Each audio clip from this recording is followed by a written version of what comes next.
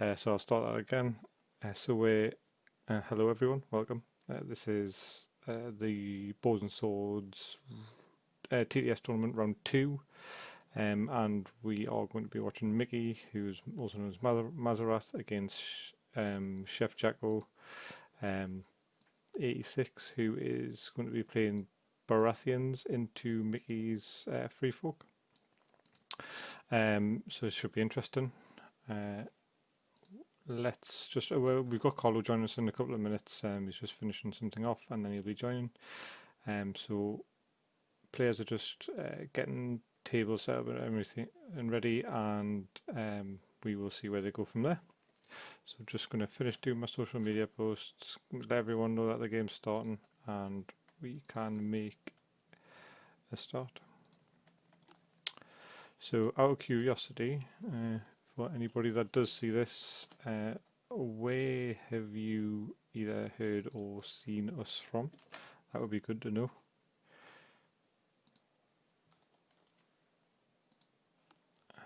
If you are part of the Facebook community, do you use the Discord? If you're part of the Discord community, do you use the Facebook? I'd like to know that as well. This one asked me to make mention of it, so I think I'll do that.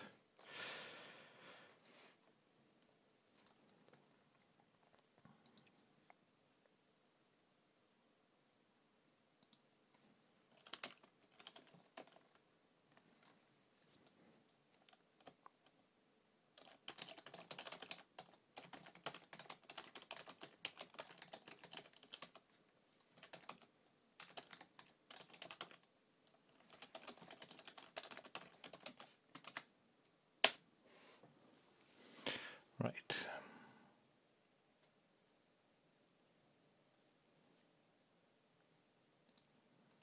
Now then.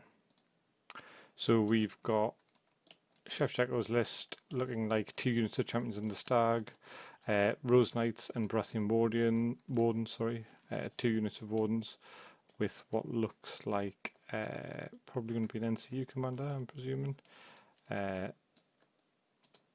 NCU commander, which is not on the table for some reason. Oh, hold on, we've got Courtney Penrose and Ellen Estamont. Excellent. So NCU commander for Chef, and we are going to be looking at just unmute Carlo. Hi Carlo, you should be live now. Hello. Hello. So yeah, I was just saying we're looking at a 7 activation list from Chef, but only 2 NCUs. I know this is something that we've discussed at length before, but 2 NCUs are sometimes seen as a bit of a what's the word? A bit of a hindrance at times.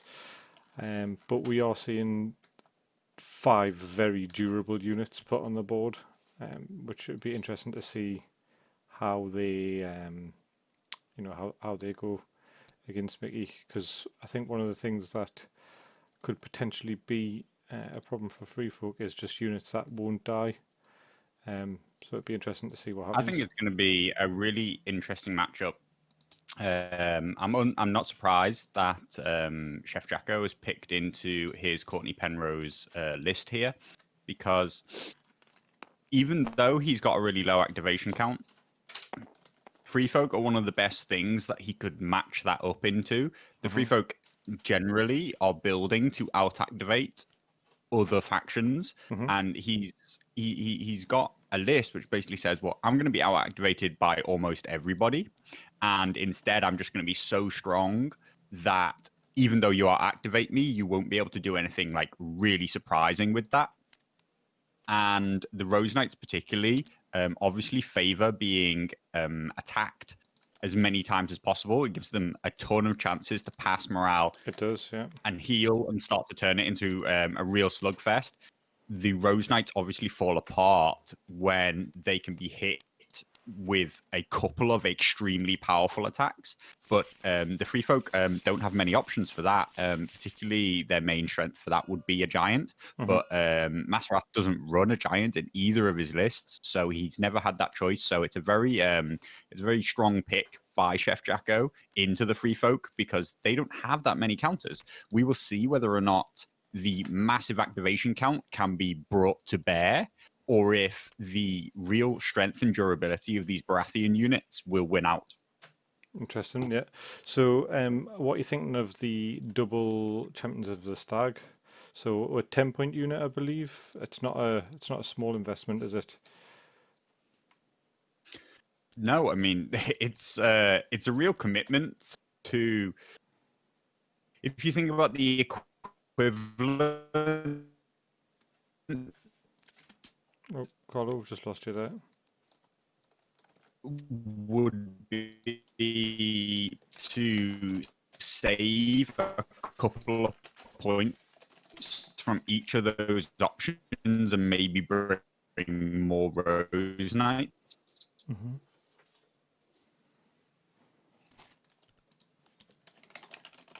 Sorry, yeah, my internet. We'll just hang fire and wait for Carlo to come back. It's not a problem. So we're just looking at terrain getting put down at the moment. So we're playing Game of Thrones.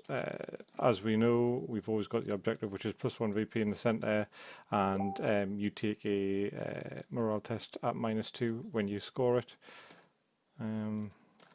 The next objective we have here is +1 tactics hand size and draw 1 card when you claim.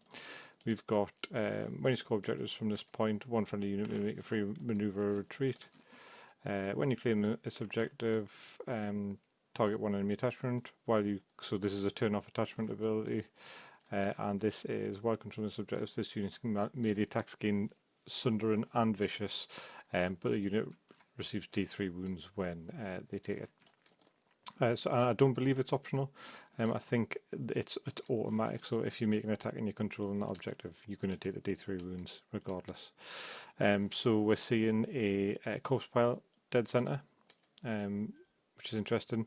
We've got a palisade on Mickey's, or currently Mickey's left. We've got a bog on the far right hand side, and we've got a unit of stakes. Sorry, a base of stakes at the more towards Mickey's current deployment. So looks like there's a bit of an attempt at funneling towards the centre going on. Now, whether or not that's Carlo, I can hear you typing now. Yep, I'm just trying to get back into this game. Yeah. Sorry, I'm having some internet issues. No problems. So just talking about some objectives that are down and some terrain placement. So we were just you were just asking me what I thought of the double champions of the stag. Correct. Yeah. I think the equivalent or the other choice that could be made in this army list is to save 2 points from each of those 10-point units, and buy a couple of 8-point units, which would probably be Rose Knights, maybe even with an attachment, and buy yourself a third NCU for the 4 points. I think that 5 combat units with 3 NCUs would be the better choice into most other normal factions. But actually, when you consider that 8 activations is going to be massively out-activated by the free folk anyway, it's actually quite a nice choice into this game mode. And that extra speed, which, although they're not fast, they are about as fast as a tanky unit can be. It really might come into play here, and it will allow him to get to the center and contest it, which the Rose Knights just can't do in the same way. So I think it's a really interesting choice and a really interesting army list. And like I say, I think that playing into Free Folk is one of the best matchups this could have. So one thing I think particularly outside of the meta side of the argument, but just looking at the units themselves, I think cavalry are, if you're going by rule of cool, one of the the nicer things to put on the board. It's nice to see Baratheons have their own cavalry unit. I worry though at 10 points they might struggle to see a lot of competitive play. It'd be difficult to tell until they're fully out and released and used. But like you say that and I believe you've done a fairly, what's the word, in-depth look into the difference between 2 and 3 NCUs and amounts of activations. I think you've done some articles for either just exclusively for songoficefandfirestats.com or for the guild, one or both or whatever. But you've certainly looked into the differences between unit activations, NCU activations, and total activations. So, I mean, realistically, I think you've decided, or the stats decided that the sweet spot really is the 5 and 3, isn't it?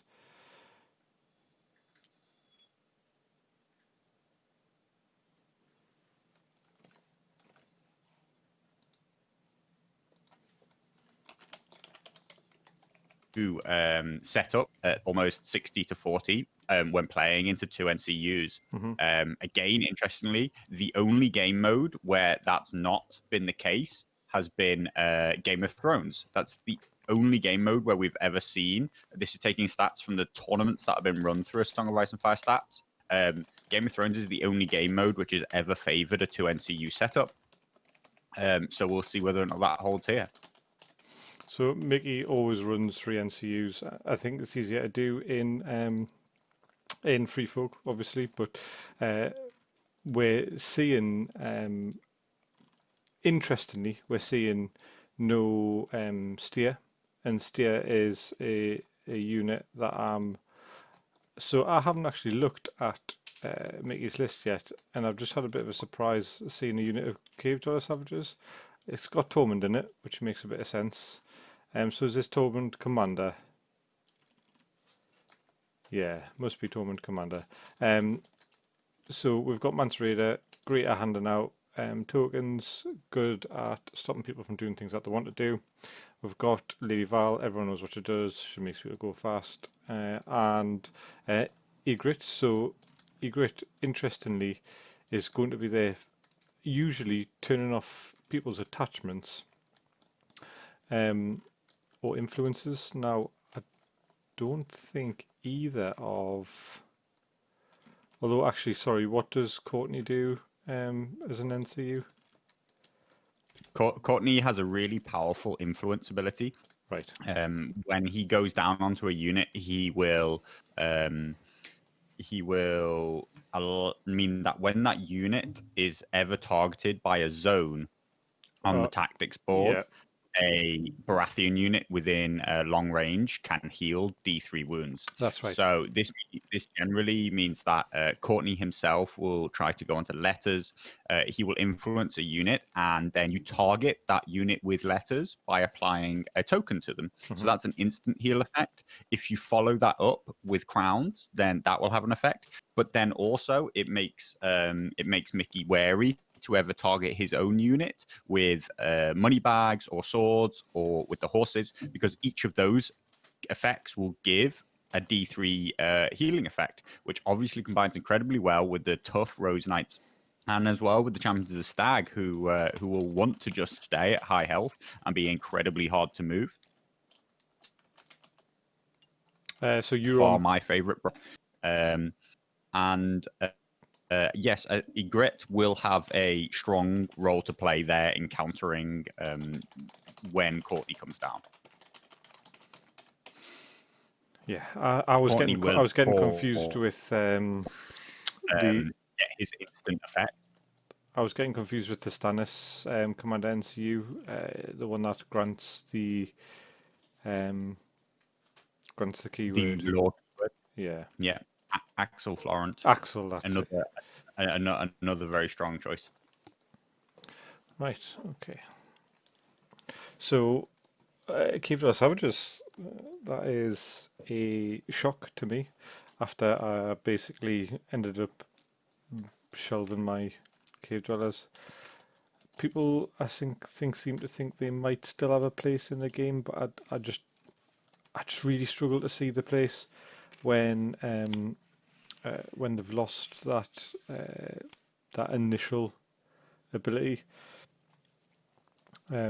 which you'll only get by having ranks destroyed. Now, obviously, Torment counteracts that by granting Sundering on the charge, and I think he gives out Panic as well.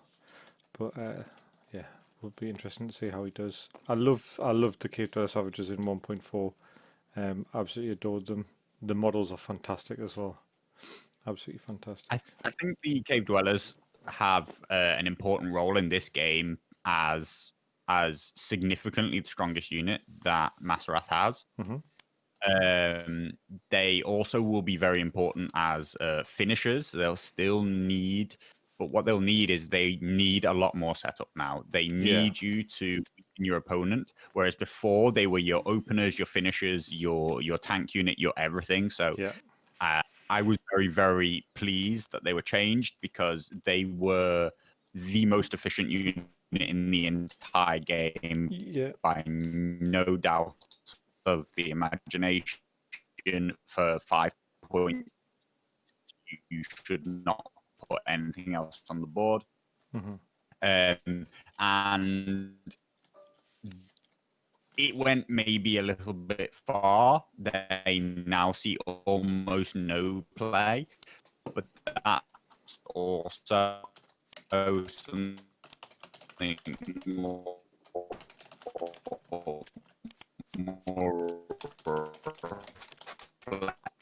Sorry about this, guys. You probably struggled with Carlos. Deviation of tools to be able to deal with these counter attacks.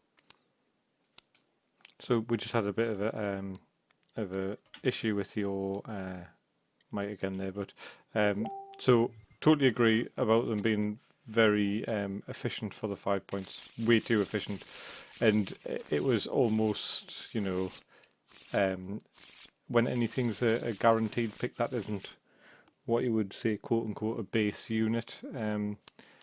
It's I mean, everyone's got. So if you look at the Renly side of Baratheons, you're always going to see at least one unit of Rose Knights, aren't you?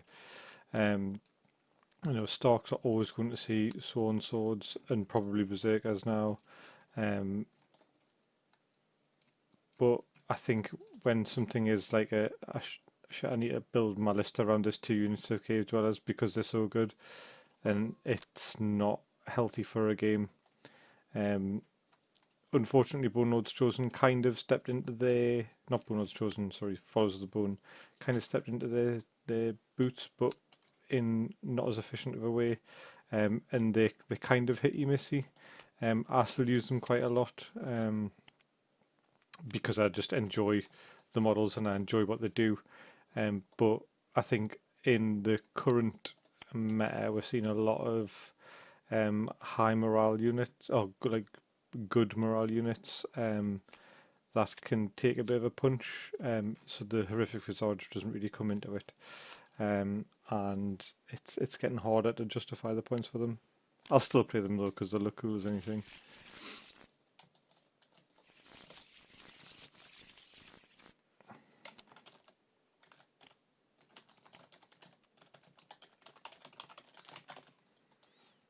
I think Carl was just trying to sort his internet out.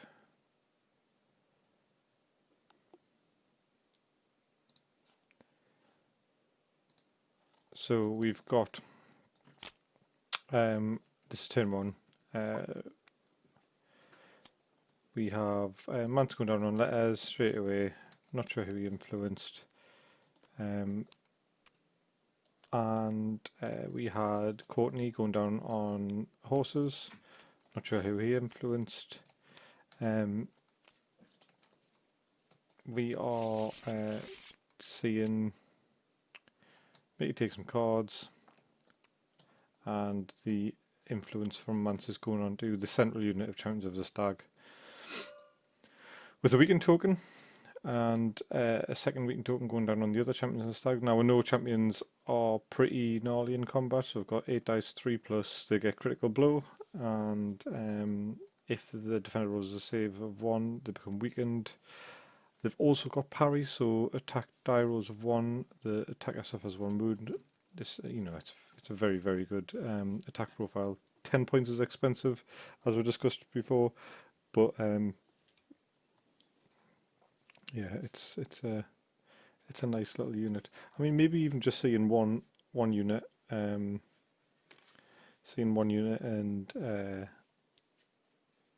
something else instead, and trying to fit in a 3-point NCU, that would be good. So we're seeing Elden going down onto the crowns. Most likely going to see his replace effect. Draw 3, put 1 back on the bottom of the deck. Hyper efficient as far as NCUs go.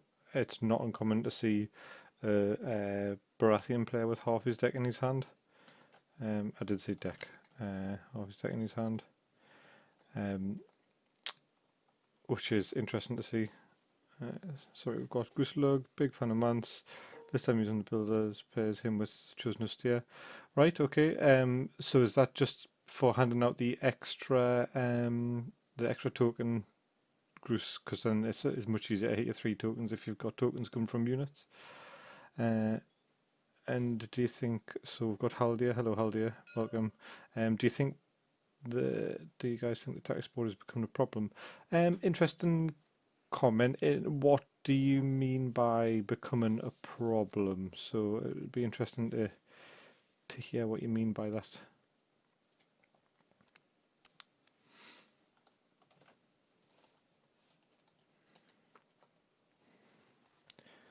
Let's see. So we had Val going down onto the money bags, and I'm presuming it got replaced with the move effect.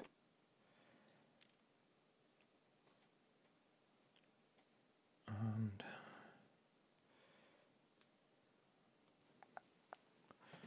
just setting this up so I can see the chat at the same time. Okay. So the objective deployment is quite interesting in that they are relatively tightly grouped around this center point. So this battle for this center corpse pile based objective will be one of the biggest keys to this game. And it's going to be a big question of can Chef Jacko get a unit or more than just one unit of Champions of the Stag onto that objective and just hold it throughout the game. It will cause real issues for Masarath if he can. So it's going to be a battle for the center, and it will probably be quite a bloody one. Yeah. Something that I was just talking about with the Champions of the Stag, I don't know if you missed it, the attack profile. So they're kind of like, so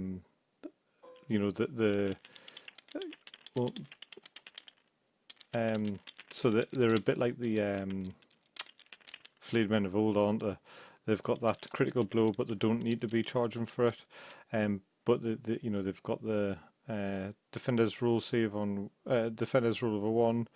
The unit becomes weakened, and then they've got the parry as well. So it's quite a stacked attack profile. We do know that they definitely get what they pay for. Coming in at that 10-point price tag, they are very similar to the old flayed men, but key to point out that they are movement 4, and particularly with Mance, with him being able to give out that -1 movement with a token, we will look to see Masarath kind of abuse that movement 3, which they will have for a lot of the game, which means that they're actually not significantly faster than your most average infantry unit. Actually, if they were maneuvering 3 inches, then marching 6, they would be slower than most movement 5 infantry. Yeah. So, they get a lot, as with all Baratheon units, such as the Rose Knights, they get a lot on their stat card as long as you ignore that movement value. But it's really about whether or not your opponent understands how to abuse your low movement and really make you pay for it. Yeah. So I think we saw Courtney take the horses early doors.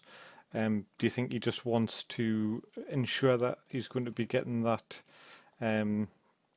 or at least one of those unit units as far up the board as possible. So believe. Yeah, that's a strong acknowledgement by Chef Jacko that his key gains in these early turns are how far up the board he can get, and if he can get onto that central objective first. The Baratheons are so much better at holding an objective than they are at taking an objective, and particularly with the trappers kicking around for the free folk, if you need to take ground with Baratheons off of free folk with there being traps there, he has a lot of units and the bears, etc., to kind of speed bump you and get in your way. But if you can just get there early enough and say, well, I'm there now, you need to come to me, you're going to be in such a better spot. Yeah.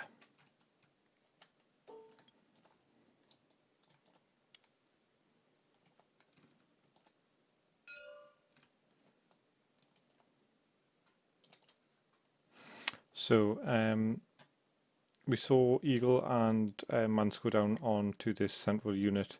I don't think there's going to be any charges. It's unlikely that there's going to be charges. They are both champions, mate. Yeah, they're both champions of the Stag. So we've got 2 units of champions of the Stag, 1 unit of Rose Knights, 2 unit of Wardens, no attachments on the board at all, and then Courtney and Alistair. 7 activations, 2 NCUs. Yeah, that's what I said. So it's a very resilient list, and I think that might put them in good stead for holding points, especially considering we've got no steer on the board, so there's no automatic wounds coming from that. We do have a Tormund as commander, which is really cool because Tormund's like the free folk mountain, isn't he? He's all about getting some kills. So yeah, just 2 NCUs. So this is something that Colin was discussing just at the start before he got here. So he would probably sack the units of champions of the Stag off, swap them for 2 cheaper units, and go for a 3rd NCU. That extra activation can make a big difference, as we know. So the question really here now is, does Masarath try? He will have first activation next round, and he has managed to deny Chef Jacko being able to get onto that objective in the center. Will he try to take the objective as his first activation, or will he play a more patient game, trying to use his activation advantages to let the Baratheons take the objectives and then strike back at them late in the turn? It looks like he's kind of measuring distances to keep himself protected rather than moving as far forward as he can. So it looks like he's going for the more patient option, and I think for me is the better play. He can try and rush to that central objective, but all he does is he gives the Baratheons some very powerful moves that they can do early in the turn, meaning that he loses all advantage of having more activations than his opponent, because he just gives up powerful plays on the board as the first activation.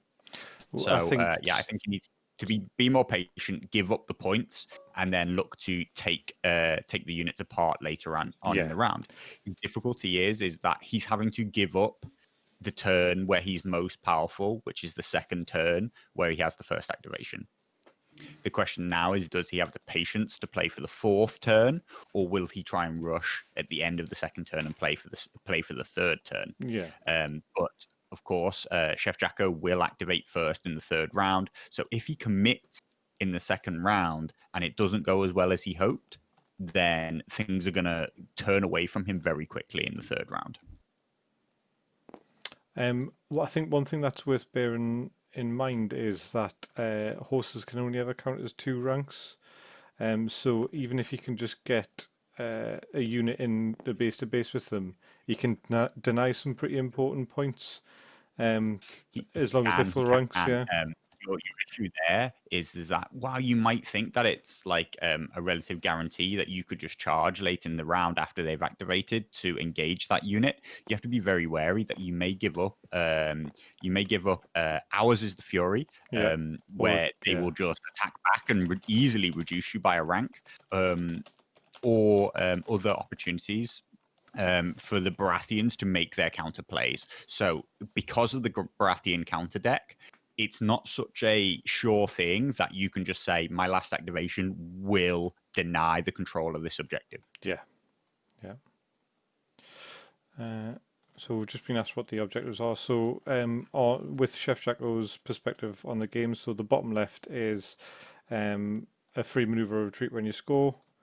The top left is +1 card and 1 hand size. The middle one's always the same. It's a +1 point, but panic test at -2.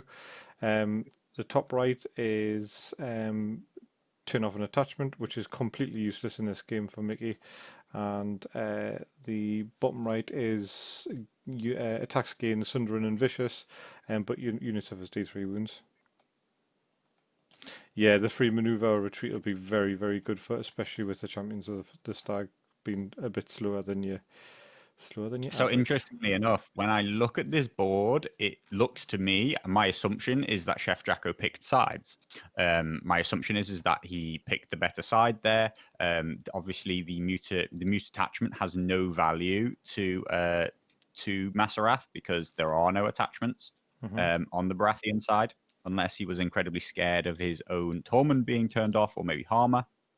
The +1 tactics card on Masarath's side has some value, but actually I think that it's outweighed by the free maneuver that the Baratheons have. That's going to be very important to them, and yet, if Chef Jacko picked sides, I think that he also got the better of the turn pick, which is that turn 3 is going to be the most important turn here, not turn 2. So that he will go first into turn 3 seems to be the more important choice. So it seems to me that I would say that Masarath has made a wrong choice on one of those two. He will have been able to pick either sides or turn, and yet I think he has the worst of both. Right.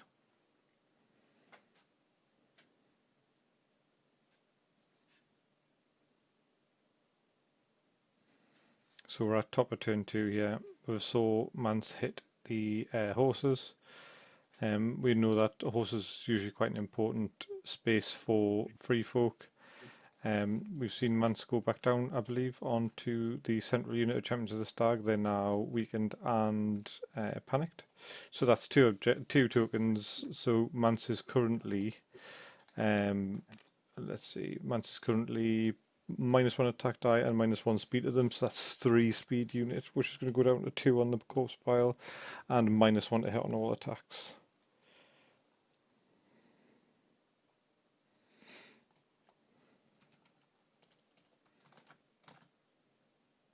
Nobody likes favoritism, George. Now come on.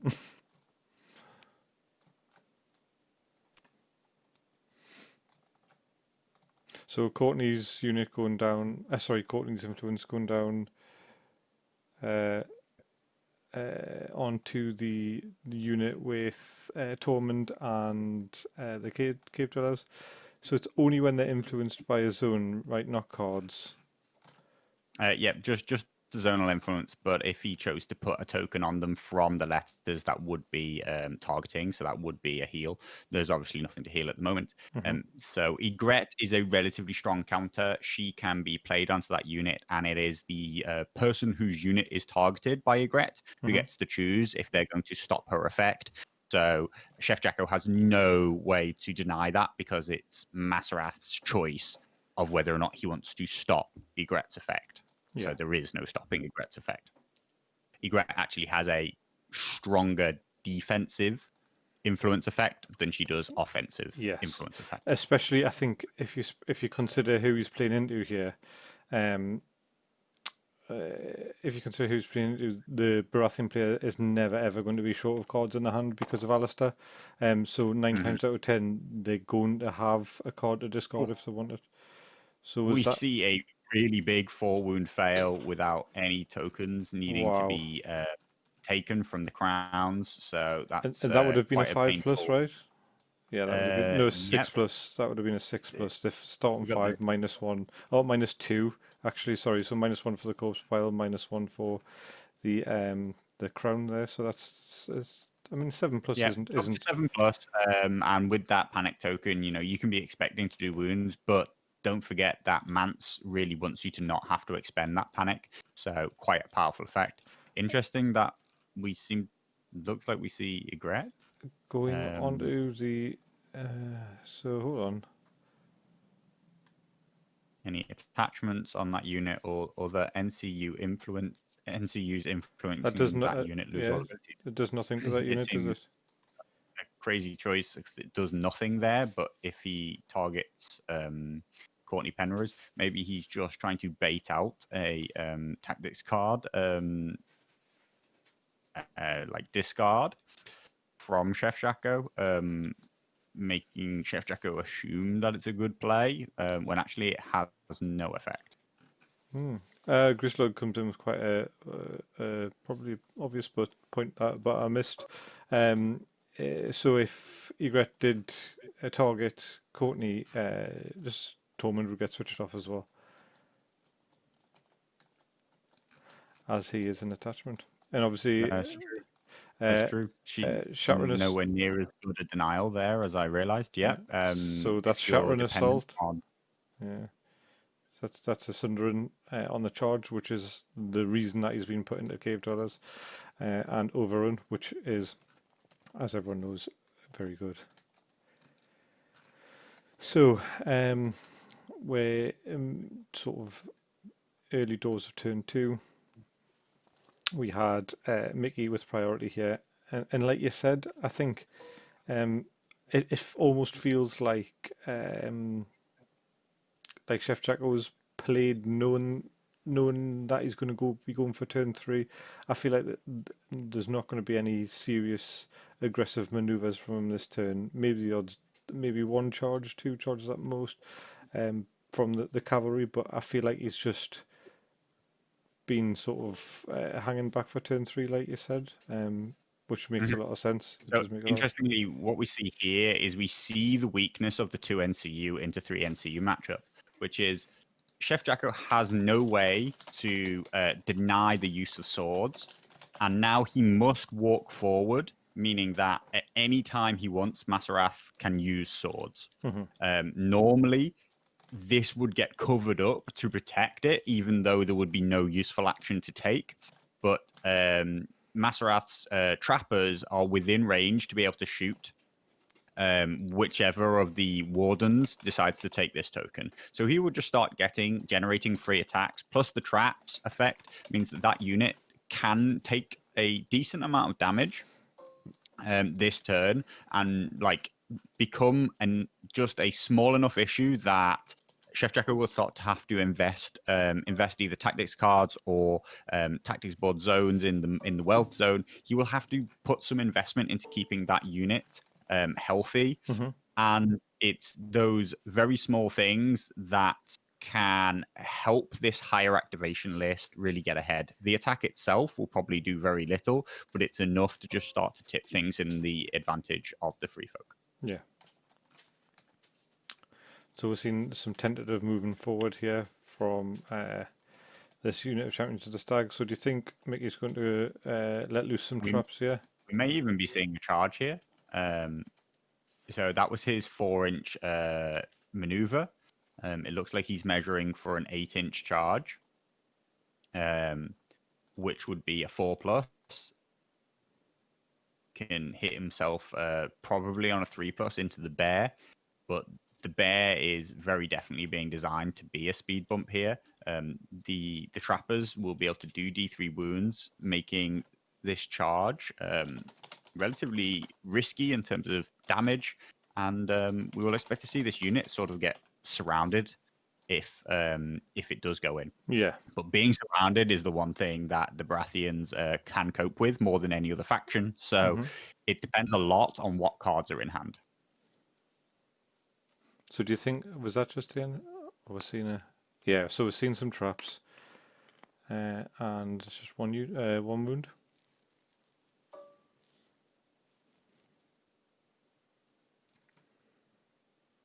Okay, we're seeing the charge. So this is a 4+ charge into this unit of raiders, right? Oh, it looks like He you seems might to be going be for measuring the bear, but what he should be doing, is pivoting and seeing what the straight line distance is. 6, 7. TTS is far easier to use Yeah. in that way, and we see that it's 7 inches, so it would be a 3+. But disorderly on a 1 and a 2. Oh, never mind.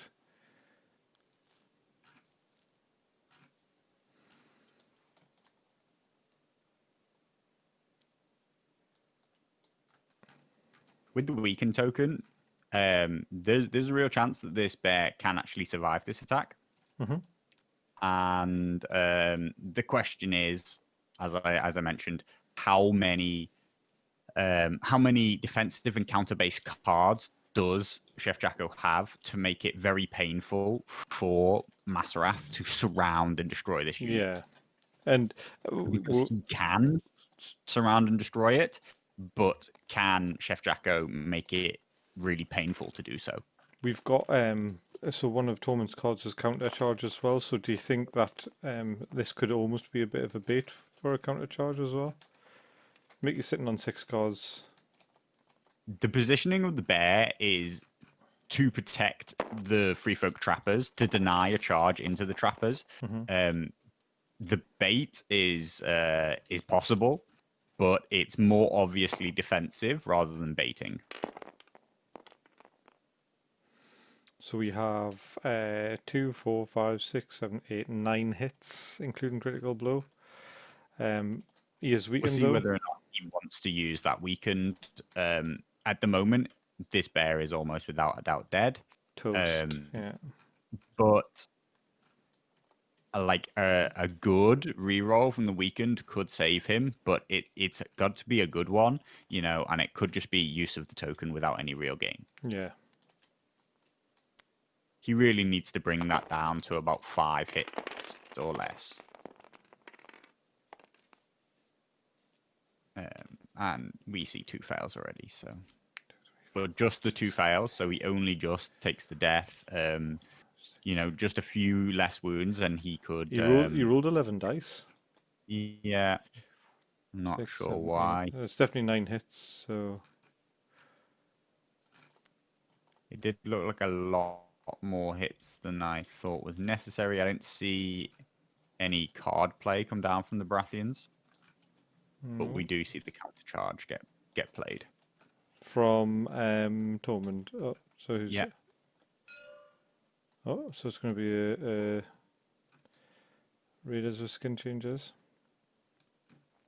So it looks like it's going to be a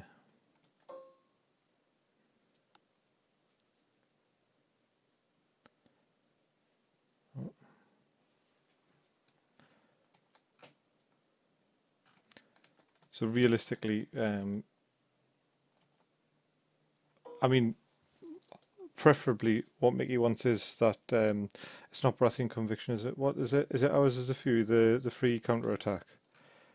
Yeah, Ours is the Fury will allow you to attack back if you don't die, and Last Stand will allow you to attack back if you do die. Yeah. Speaking of ours is the Fury, I don't know if anyone saw the post yesterday, but the new sets of artwork which I have commissioned for the merchandise store. Oh, he's taking the trappers in.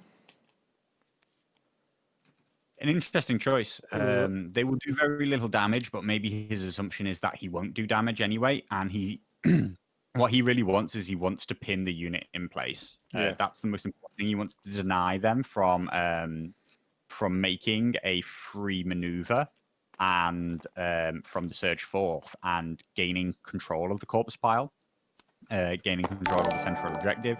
Interesting. I believe they looked and discussed the fact that the Champions of the Stag actually just clipped this objective. That means that as long as Mickey can keep them pinned in place here, no other Baratheon unit will be able to take control of that objective either, as long as they stay. So he doesn't need to kill this unit. What he needs to do is deny them from being able to move. Yeah. But like I say, Baratheons are one of the few units that you don't want to stay engaged with, and you don't just want to attack for the sake of attacking. They will gain a lot in counterplay from you attacking them. And we see that card we both were worried about, shall we say, which is Hours of the Fury, allowing a full strength attack onto this unit, and it may and evaporate. he lost no wounds either. Yep. Yeah. Just a quick shout out for Lee Taylor 654 who's just followed. Thank you for the follow, mate. Okay, so we're seeing a 8 dice critical blow. No rerolls this time. No critical blows by the look of it. 3+, so we'll hit 5 hits. 5 hits on a 6+ save, I believe, for trappers. George, go. Well, good luck with the job interview, mate. I hope it goes. I hope it went well. And ooh, that's not a very good roll. So he's going to lose 5 models there. And yes, I think you would definitely suit one of those Baratheon t-shirts. But are you going to get a yellow or a green one? That's the real question.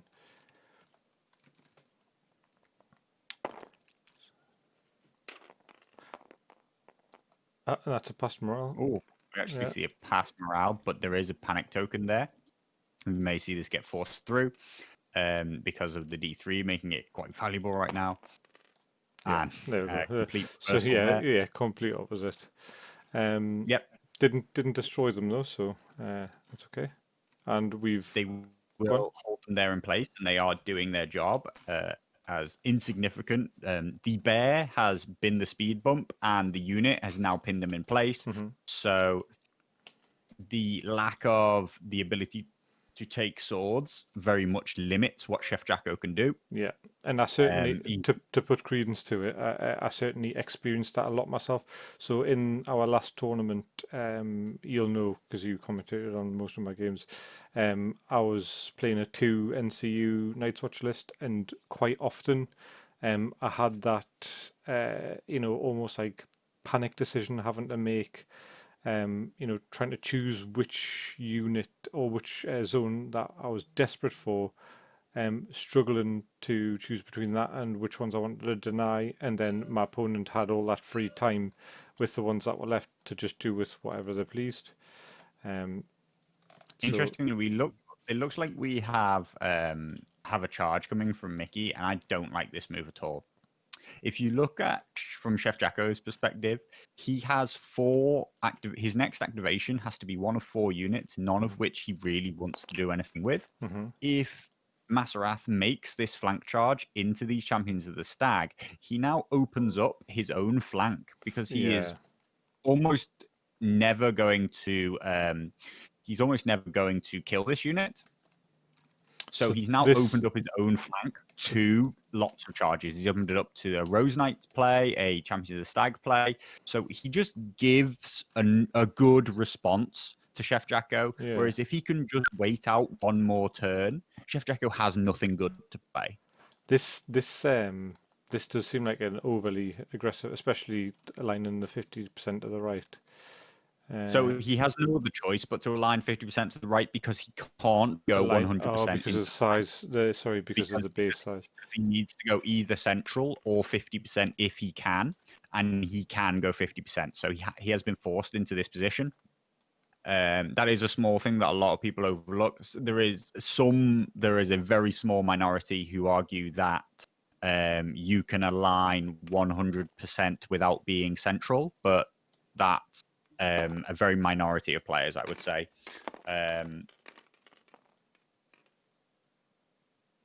Yikes.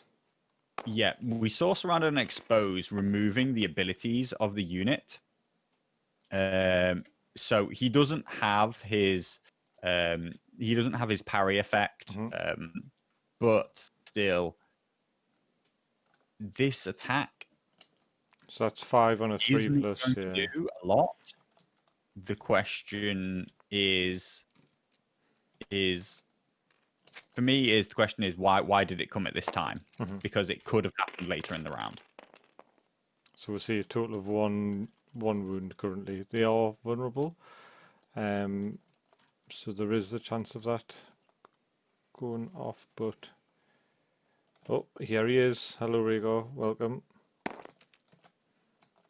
So we'll see that the vulnerable token getting used for another wound. So that's 1 horse, I suppose.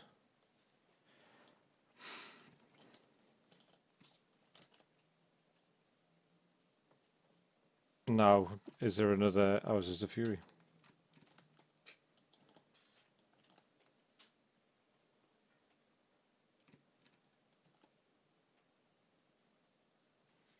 I believe there should be a dead horse right now because of the trap at the start of the Yeah, turn. yeah, they've just Yeah, there we go. Though it's possible, yeah, like I was just about to point out, I think the wound accidentally got put onto the other unit of Champions of the Stag. Got it. That's the worst part about TTS currently, Yeah. is the accidental clicking of the buttons. They are incredibly useful, but we see a very bad morale test again, but this time not too many wounds taken.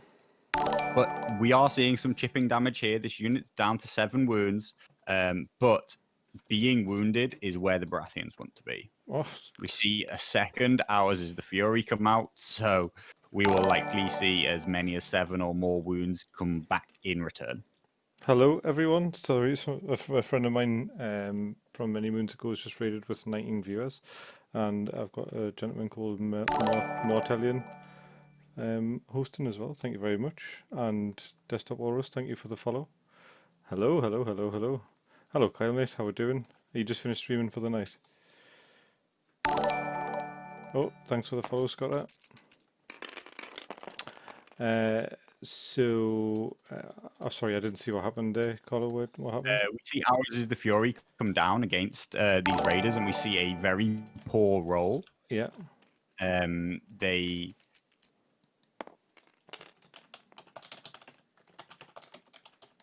score just 2 hits, or we see 2 saves get made. Although I'm sure it should be 4, and I don't know why there would be a -1 to hit. No, they shouldn't have -1 to hit. 4 hits there. Yeah. The panic fail with 4 wounds, of course, means that it is take 5 wounds, give back 6 wounds, as you can expect in these Champions of the Stag. I think actually that should maybe have even been 8 wounds. But we're definitely within the kind of range that these other Champions of the Stag will be able to come in and clean this unit up if it wants. And this is the kind of move that if Masarath had just delayed an action till later into the turn, then he could have avoided these champions being able to do anything useful. I feel like, considering he's got so much to activate backfield as well as Lady Val, it seems like a little bit of a mistake. Yeah, you're right. Yeah. It's difficult because Chef Jacko has quite a few moves that he will delay with himself. He will just take objectives with the other units. But I believe that these Champions of the Stag could have been waited out until the end of the turn. So we've got Aaron from Dead Meta Gaming in the chat as well. So I know you guys all know who George is. So Aaron is a content maker for Song of Ice and Fire as well. His channel is called Dead Meta Gaming on YouTube. He's just put a lot of time into some Targaryen tactics talks. I know he enjoys playing Targaryens. Definitely worth checking out the channel. Some pretty cool content on there.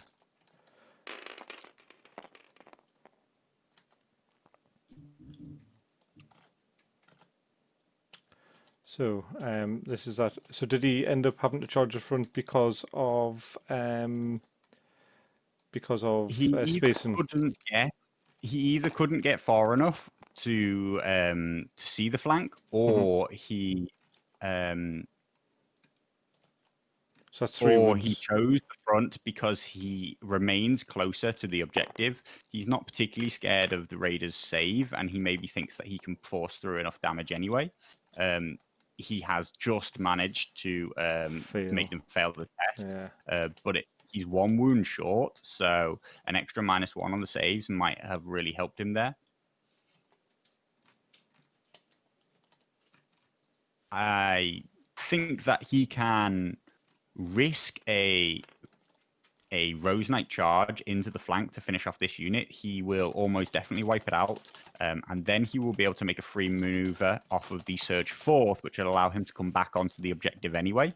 And if he positions the charge correctly, even if he fails the charge, he will end up over the objective anyway. So he doesn't really lose out if he makes that charge. Right.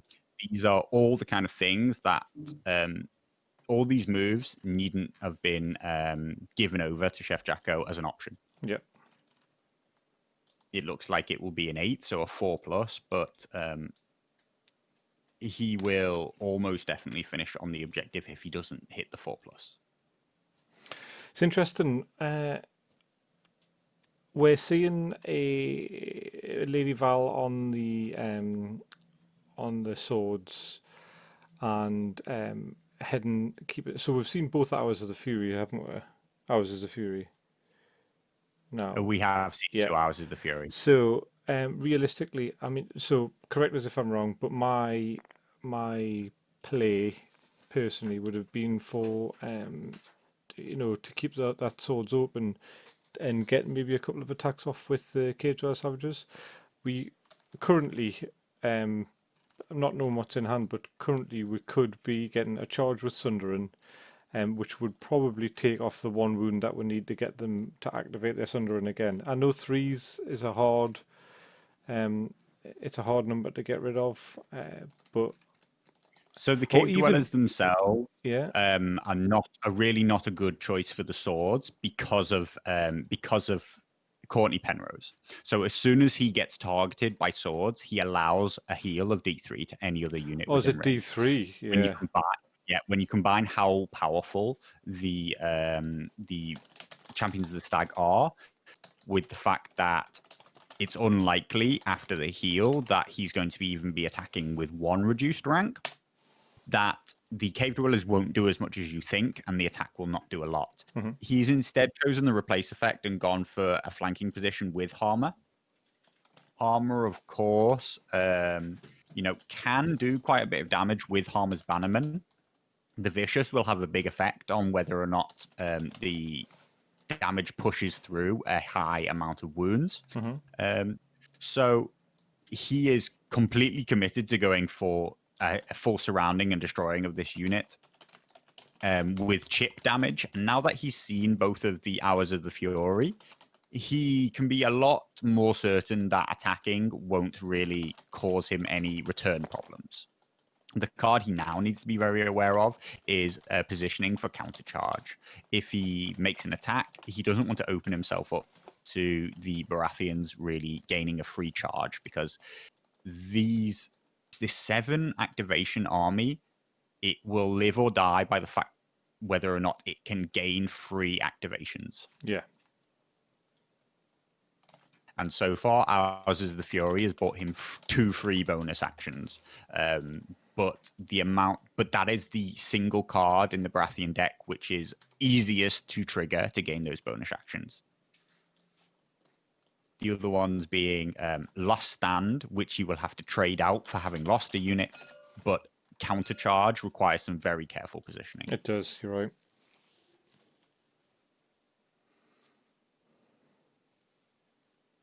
We see this Rose Knight charge come down, and I didn't see the dice roll, but it looks like he made it. He can almost guarantee killing this unit, and he should have the movement afterwards to maneuver back on onto that objective. So it's all gone relatively well for the Baratheons there, unless, of course, this turns up absolutely terrible and we see no wounds, but that's almost impossible.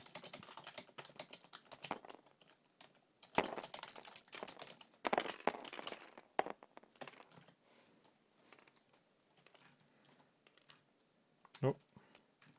So we see 6 hits currently, going up to 7 hits total. 7 total.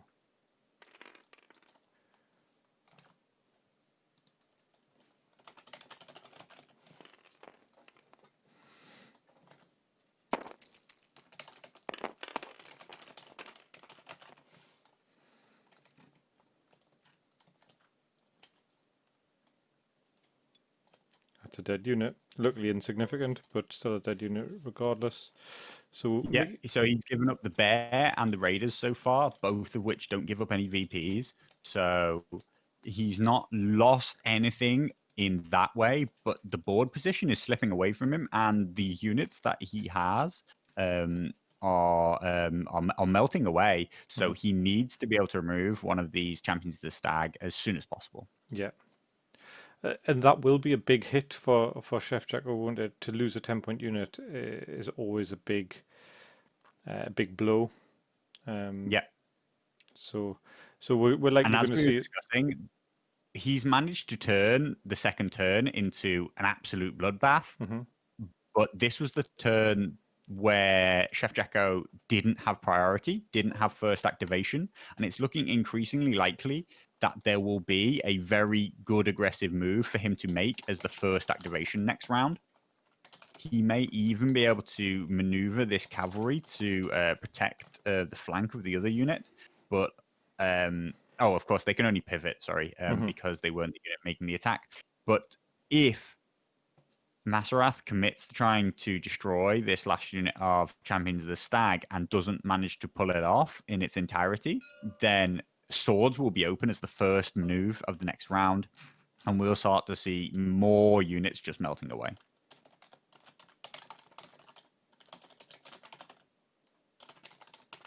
So this almost entirely dead maneuver with these raiders is the move that I would have liked to have seen earlier in the round by Masarath rather than the charge. It is predictable that that's where what happened from Chef Jacko. So these are the kind of moves that should be getting played to force your opponent to show their hand. Yeah, and that's all part of activation advantage, really, isn't it? That's forcing the possibly dangerous moves from your opponent, getting them to expose themselves, reveal their plans. If you're struggling with free folk, and a lot of people do because they have a relatively difficult play style, then understanding your activation advantage and understanding how you can waste your opponent's few key activations so that you can swarm and overwhelm them at the end of the turn is the most key kind of takeaway that you can take, and the key way to play the free folk as efficiently as possible. You don't want to get drawn into a horrible, messy battle where everybody can take good actions every round. You want there to be lots of dead actions because your units are so cheap and plentiful that your dead actions don't cost you as much as your opponent's. If your opponent activates a 10 cost unit and does nothing good with it, that's a massive win if you just in return activate a 3 cost raider unit. And what you need to do is set up situations where you can use a few units very aggressively later in the round. So we're seeing Masarath be aggressive, but he has allowed a lot of good actions from Chef Jacko in doing so. I didn't see another surrounded and exposed. Did he just play this one now? If so, I think he failed these. I do think he got a disorderly charge. I think he rolled a 1.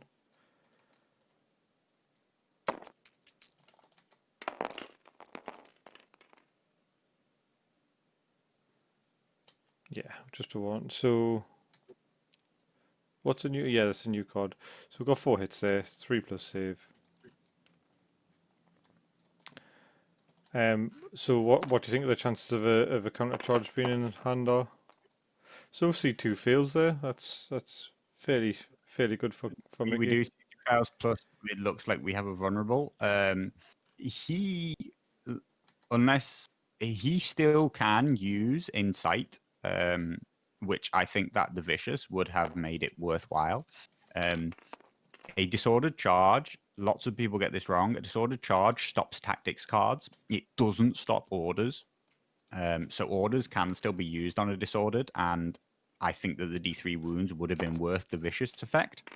we see the vulnerable get used, but no extra wounds come out. And it turns out that actually the vicious was entirely not necessary because Chef Jacko continues to roll incredibly badly on these morale tests. Yeah. So that unit's now looking like a very killable unit. It definitely looks like something that Tormund could finish off. Yeah. But would you want to throw your Tormund into a unit who has potentially got a last stand? And last stand doesn't say it targets the attacker, does it? It just says it's a free attack. It attacks, yeah, it just hits somebody. So yeah. that could be another dead unit. We didn't see a countercharge, says that he almost definitely doesn't have it in hand. And unless he has some very good cards, I would like to see Chef Jacko quite aggressively discard his 3 cards to draw new cards, because one of the main things, if you're not doing as well with Baratheons as you hope, is I think that their cards are very situational, and if you can't trigger them on any given round, then it's not actually that likely you'll be able to trigger them next round either, unless you have a very specific situation in mind that you want to use them for. If you haven't been able to trigger your cards and you only have 3, then my advice would be to like quite aggressively discard and look for the few cards which are going to have a really big impact. So this is something that we discussed when you on your game against, what was his name? It was the last guy that you played when you played the Lannisters, when you played your mountain that rides this into him. Blade Wind. So yeah. So me and yes, I very aggressively with that high Sparrow list. I very aggressively discard cards looking specifically for the high Sparrow cards, because they have much more impact on the game than any Lannister cards I hold in hand. There are a few key cards which I might keep hold of, which have good value, but mostly I'm looking for Protection of the Father or Mercy of the Mother, 2 like really big impactful cards, which I know I can play to effect, rather than keeping hold of, for example, Fealty to the Crown, which has a very similar effect, but it has the additional clause, which I must force my opponent to fail a morale test. So why rely on that effect when I can just discard it and try and draw into a different card, is kind of like the mentality. Obviously, there are specific situations which will massively break that rule, and like you should go against all that advice. But as a general rule, I would say Baratheons are best played when very aggressively discarding their cards. Yeah. So you just see Tormund go in, but with a disorderly charge, which does not bode well for Another Mickey. disordered is going to cost him here if he can't get the kill. It's going to be really bad. He would be able to just start healing up very quickly with the money bags and Courtney at the start of next round. So if they can just survive this last attack, interestingly, I believe he forgot their parry effect, which is that Harmer definitely rolled at least one to hit. He had surrounded and exposed, so he lost his abilities. But that's only for the turn, not the round. Yeah, they played a second surrounded and exposed when Harmer's in Oh, the it charge. happened again? Yeah. Okay. So wasn't this unit of Champions of the Stag vulnerable? Mickey didn't get him to roll the wounds before, did he? Oh no, I saw. Well, he rolled 2 dice again. Oh, did he? All right, sorry, he must have. Yeah. So to use Mickey's chosen to take the instead of +1 and +1 to hit and +1 dice, he's chosen to make the defenders vulnerable. So we're on 4 pluses without a reroll. So we've got 3 hits there.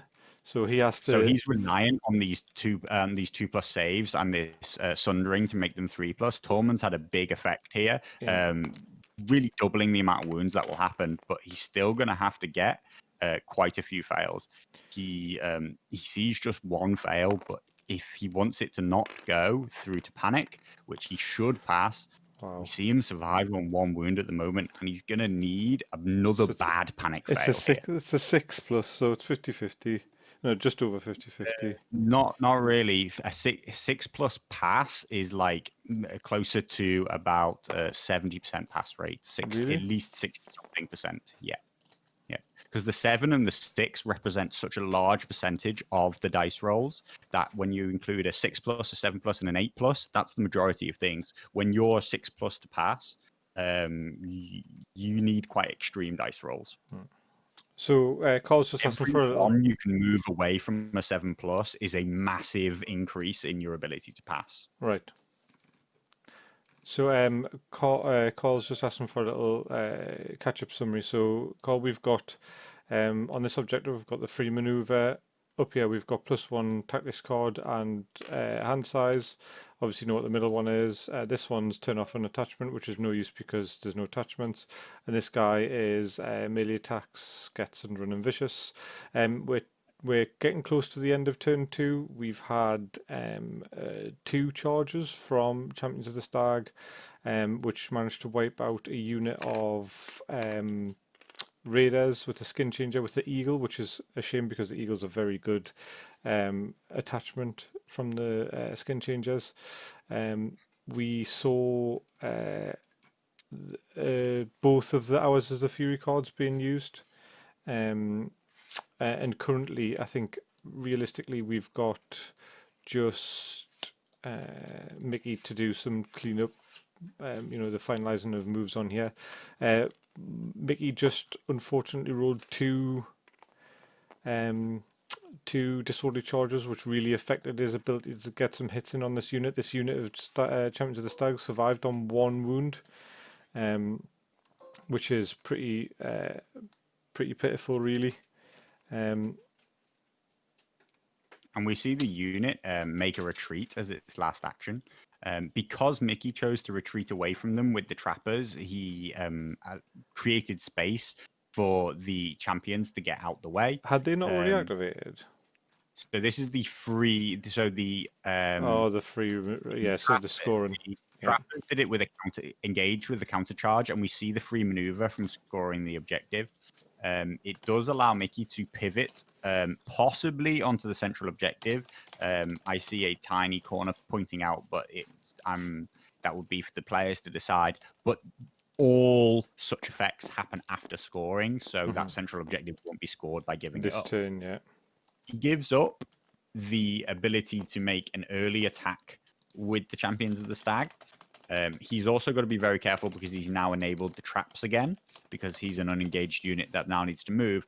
But he's bought himself a bit of time and space to try and heal this unit up. Between Courtney and the money bags, he can probably start to gain quite a few wounds back here. If he can bring this unit back up to a high health, then things are really moving away from Masarath. Right. So top of turn 3, we've got Baratheon priority on the attack. Sorry, Baratheon priority on the turn. Yep. As I mentioned, I would like to see Chef Jacko discard some cards here. Anything which he doesn't see absolute immediate use for, I would like to see him get rid of and just see what he gets.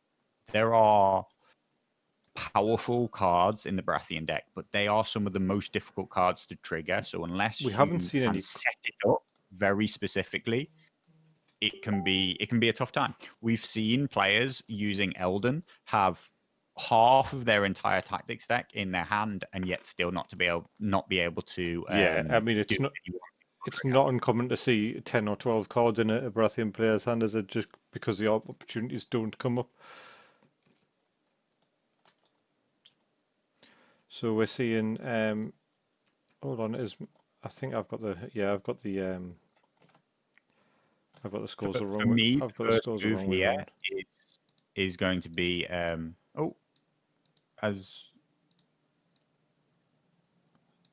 have the Champions of the Stag disappeared on your screen? Yes. Do you know to how? traps. The trappers had already been used. Did he activate as his first activation and die? He did, by the looks of it. Okay, that's a huge misplay if that's what he just did. Because he had priority, and the first play should absolutely have been Courtney onto Moneybags to heal that unit up. I think he's been unfortunate there and forgotten about the traps. He's ignored the tactics board. He's looked to make a charge into the trappers, thinking he could finish them off before he himself got engaged. But that's an unfortunate, massive misplay. He's gone from having a unit which was incredibly hard to remove to giving up advantage this turn, giving up first turn, and killing his own unit. That's just a mistake, that's the kind of mistake which will cost you the game. Yeah. He's gone from a very dominant position to a much less dominant position. I don't know which way it swings now. Yeah, George. So Courtney on Penrose would have got 3 plus D3 wounds back on that unit there, which obviously would have made a big difference to it. So he'd probably be kicking himself for that. So Courtney will have to attach to an enemy combat unit, but once again, going down on Tormund would have really marginalized what Tormund can do, and would have meant that any kind of powerful plays will result in free heals. Now Mance has managed to stack all his tokens. He's got the triple token on these Champions of the Stag, meaning they lose all their abilities. Yeah. Luckily, they most of their strength comes from their raw stats, so Mickey's playing Endless Horde. They're not so dependent on having their parry. It's more just the cherry on. It's the cherry on the top, isn't it? But the question is will he ever now be able to get through the Harmer's Doghead unit and back onto that central objective? Yeah.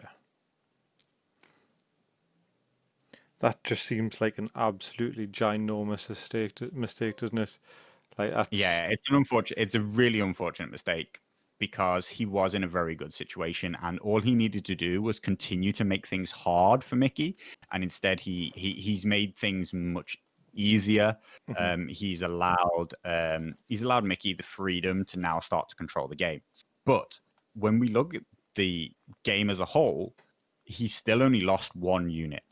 It's a very significant unit to him. Mm-hmm. What's more significant is that he's now lost control of the center, and he now has to be aggressive onto the center rather than defending the center. Yeah. As long as he was defending it, things were difficult for Mickey to break into him. But now that Mickey's on the center, he can start to retreat and deny attacks, which means that all those Baratheon triggers are going to go away. The pressure's really on him now, isn't it? Yeah, he's put pressure on himself to make a big play, to make up for that mistake, and also to regain control of the center. In the current position, Mickey will be happy to trade out 2 points for the objectives on his own side for 2 points on the opponent's side, using much less high-cost units to do it, even using the trappers to have a zonal effect while controlling that objective. By comparison to the Rose Knights and the Wardens, that's a much lower investment, and allows him to apply a large amount of force to the center objective, which is what's now going to determine which way the game swings. Do you think we're likely to see these Wardens attempt to make a charge on the well, it'll probably be the flank of Harmer's unit, won't it? I think we just have, yeah. I think we've just see him charge straight into the front. So I was thinking of because of Mance and the Corpse Pile, he was only a movement 2, so I don't think he ever would have managed to get himself into the flank. He's come in straight into the front, and we see him manage to make a non-disordered charge on 2d6, needing a 3+ on each to make the non-disordered because of the Corpse Pile. About a 50-50 chance, and he pulls it off. He's still weakened. He still has no crit blow, and it's going to be reliant on a panic fail to really kind of put a big dent in this unit. Luckily for him, free folk specialize in panic fails. Yeah, especially Mickey. Mickey likes to always roll the 4 as well, doesn't he? He's -1 to hit, meaning that he only hits on a 4+. But now. never mind, because he's got 6 hits from critical blow. So 6, 7, but 8. He's lost his critical blow because he has no keyword. You're right. Yeah. We see the successful charge resulting in 6 of 7 hits. Yeah. And we will probably see a weakened come off of the back of this. Got to jump out. Catch you. Aaron, take care, mate. I'm going to be sending you a message next week or something. So just take it easy, mate. Hope you have a good weekend. Right. So We're down to just 3 hits. And with the weekend, like I say, after the weekend, just the 3 hits means that if you want to do anything significant, you're going to need to see this panic. so 3 fails. That's a good point, actually. Have we hit 100 for first pillar tournament yet, Carlo? We're very close.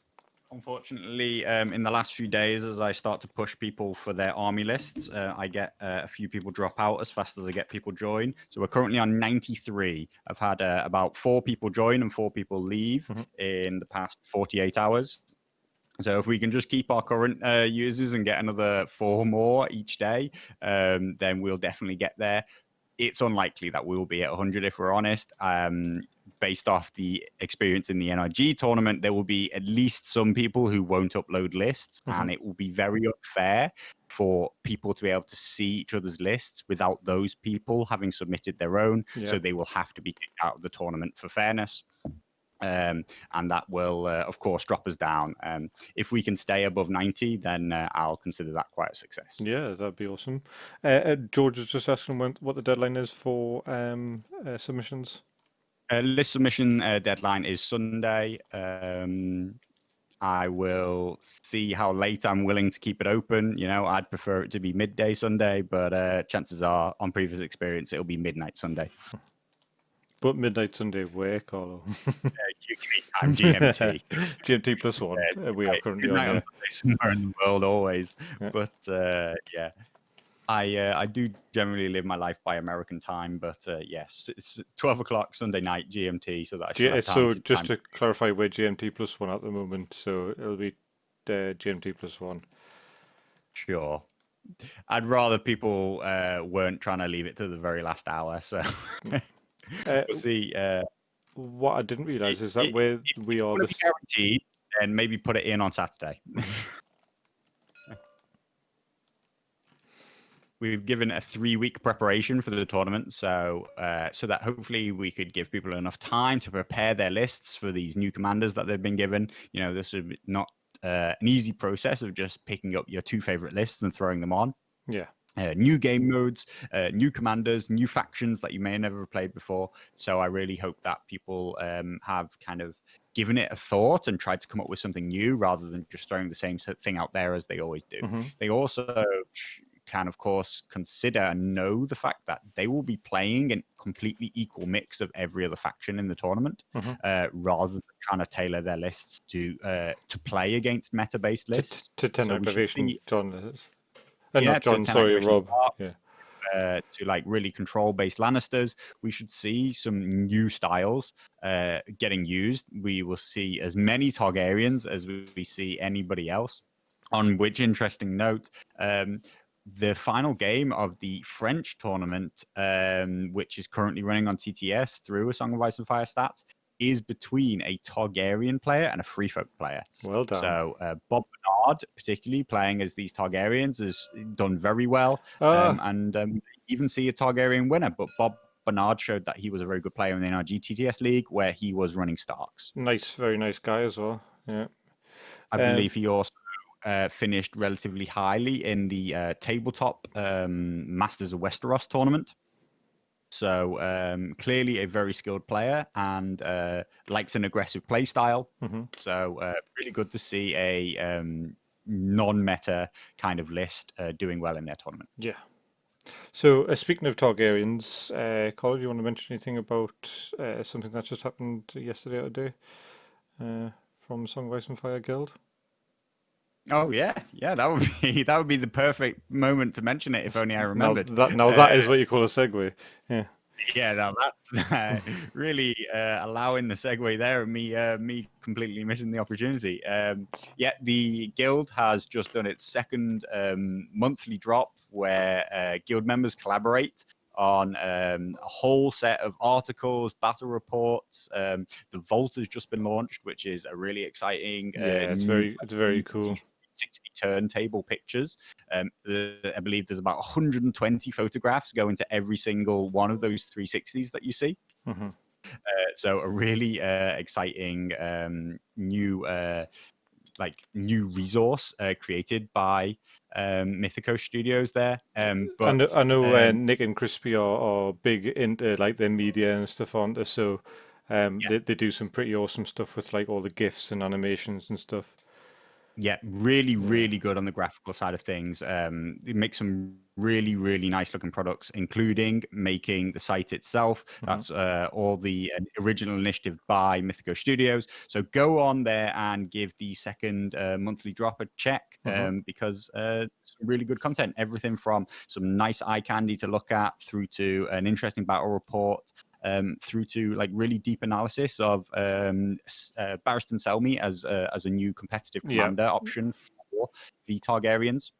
As I just mentioned, Bob Bernard is running Belwas and Grey Worm, the new two infantry commanders, into this tournament. So I think that the new Targaryen Heroes box does add a lot of opportunities for the Targ. Everybody knows that they have some good elements, but that there are a few things missing. And the Targ Heroes box doesn't completely fill all those gaps, but it's gone a long way to doing so. Yeah.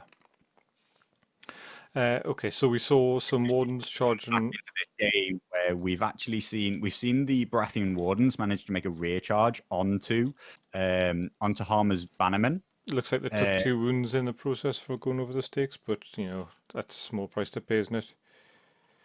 I think there's a good chance that he will wipe this unit out with this panic now. His problem is that his Champions of the Stag won't be able to pivot onto the objective, and his Baratheon Wardens are probably too slow to pick it up as well. So he has managed to delete that unit. He's managed to take defensive control of the objective again, but he's not going to be able to control it himself. This is really turning into a very interesting game of back and forth for this center objective.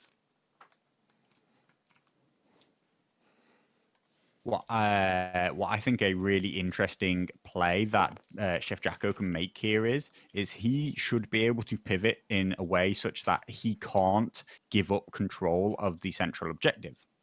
He currently has moved right into allowing control of it, and it looks like he thinks he might make it there with the Baratheon Wardens himself, but this is where that movement 4 is really coming to cost you, because they're nowhere near. I believe they're currently... who's this with the Wardens or the Champions? Yeah. The Wardens, yeah. So the Champions of the Stag should actually pivot in such a way that if they're charged, they don't give up control of the central objective. They should even be able to pivot in such a way that they touch the objective themselves, meaning that control can never be given up to your opponent. It's these kind of precise movements that either require TTS or Carl's pivoting arcs also allow for this kind of precise movement on the tabletop. I'm a big fan of the precise movement in the game, but I know that a lot of people in real life it is just so not even. So I think a lot of my tournament experience ends up in a lot of deep breathing and meditation exercises because in real tournaments, real face-to-face tournaments, and because of I think how liberal some people are with trade movements and things. And I know it's kind of like it's just a game kind of thing, but I've always been the kind of person who I don't mind losing as long as the game's played properly. But when you see people sort of, they add an extra 4 inches to their movement. Match between the way the two people intend to play. Yeah. If one person's incredibly precise with their own movements, but their opponent is very lax with theirs, then it creates a massive unfair disparity. So the person who's being precise is actually massively disadvantaging themselves, while the person who's being lax is gaining huge advantages. I specifically played in a tournament where I played against an opponent who one round was in a position with his cavalry that he couldn't possibly take a maneuver and charge me in the flank, but he moved his trays so fast, and then once you've moved them in real life, you can never go back. Get back to where so yeah. It became a situation where I was like, look, you can't have got into my flank there. You were too far away. And he was like, oh, no, yeah, look, I was here. And I was like, well, there's nothing I can say now because you've moved the tray. We Yeah, can't it's undo it. done. It's So I done. just have to take it. And I've been massively disadvantaged because of the fact that you move in a very different way to me, and you just expect a different thing from the game. It's not cheating; it's a different way of playing. But when it disadvantages one person, it can be very, very difficult. Mm-hmm. Yeah. So I'm a big fan of being more precise, which makes me a big fan of TTS in general. Yeah. But really, it's just about coming to a balance with your opponent and trying to play the game fairly, which can be difficult in real life. I'm a big fan of the central pivot. It makes a lot of sense, and it's a very nice movement mechanic. Yeah. The difficulty is that in reality, it's quite hard to pull off in a precise and fair way. It When you is. pivot about a corner point in other flank and rank, Flank and spank.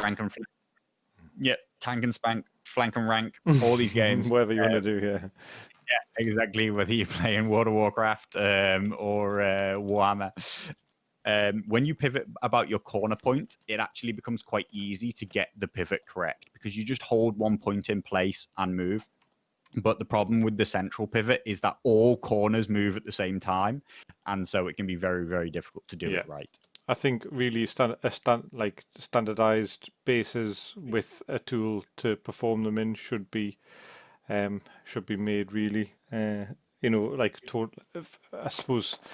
But then you get people, with the pushback and the people who do all the like the scenic bases and things like that. But the game's designed for that almost almost chess-like movement, isn't it? It needs a Colosseum Yeah, flank and spank. Yeah, yes, we the could be a new positioning is song. incredibly important in this game, and is one of the reasons why the Starks are so strong because they play well into the positioning. Yeah. We've seen again getting massively off track. We see these free folk trappers take a shot into the Baratheon wardens, doing just a single wound. But really, what he's looking to do is activate. Mickey's looking to activate his bear, which is taken into the flank of these wardens. What he's managed to just kick off, though, is he's kicked off this counter charge. The free activations that the Baratheons get off of being attacked make the Bears a really tough choice for this matchup, or basically not a strong choice. I expect to see this bear die off this charge, and for him to regain control of this objective. So, do you think you should have aligned? Lose any points for having lost him, but it's just slowly slipping away of his cost of his resources. And the Baratheons are managing to hold their ground and not lose many models anywhere. Currently, none of his 4 units look close to dying. So this game is really wide open. So do you think he should have maybe charged and aligned further up, just with because he presented himself really there, didn't he? Whereas if he had aligned further up, he could have potentially, the bog being there could have made it more difficult. Yeah, I think if he takes a 100% positioning, then he forces the Baratheon wardens to come into the bog if they charge. That will both reduce the likelihood that the charge comes off, but more importantly, it probably means Baratheons can't retreat back onto the objective. But right now, the Baratheons have their overrun effect, which allows them to retreat straight back onto that. So really, Masarath should have been trying to make it a costly countercharge rather than a real free kind of gimme of just like, yeah, I'll take that. I'll take that free activation. I'll remove that unit and actually get to move aggressively forward because of it. Yeah, it's almost counteracting their movement problems as well, isn't it? Yeah. So this is where the Baratheons are incredibly strong if they can get around their own slow movement, and Chefjacko is doing very well to do so. He's also Masarath is being forced into, but it also, in my opinion, is sort of walking into quite a lot of the tactics card triggers for the Baratheons. Yeah. He needs to play around a lot more and be much more aware of how powerful the Baratheons can be if he allows certain triggers to come off. And he is allowing them to happen. Chefjacko is having good responses at the right time. He's had the Ours is the Fury very early, and that counter charge was a great card to have in hand. And what it looks like, and I assume that he's got a deck which has some last stands coming up quite soon. So as things start to get really tense, and as units have to be removed from the board, we expect to see last stands come out. Interestingly, we see the Baratheon Wardens choose to now take it on a charge into these trappers.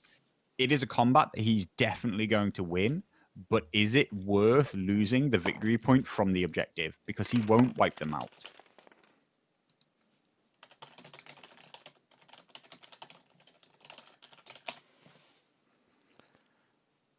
We can expect him to wipe them out over 2 successive attacks, particularly if the free folk trappers fail their first morale test. It can be an almost guarantee that the next attack will kill them.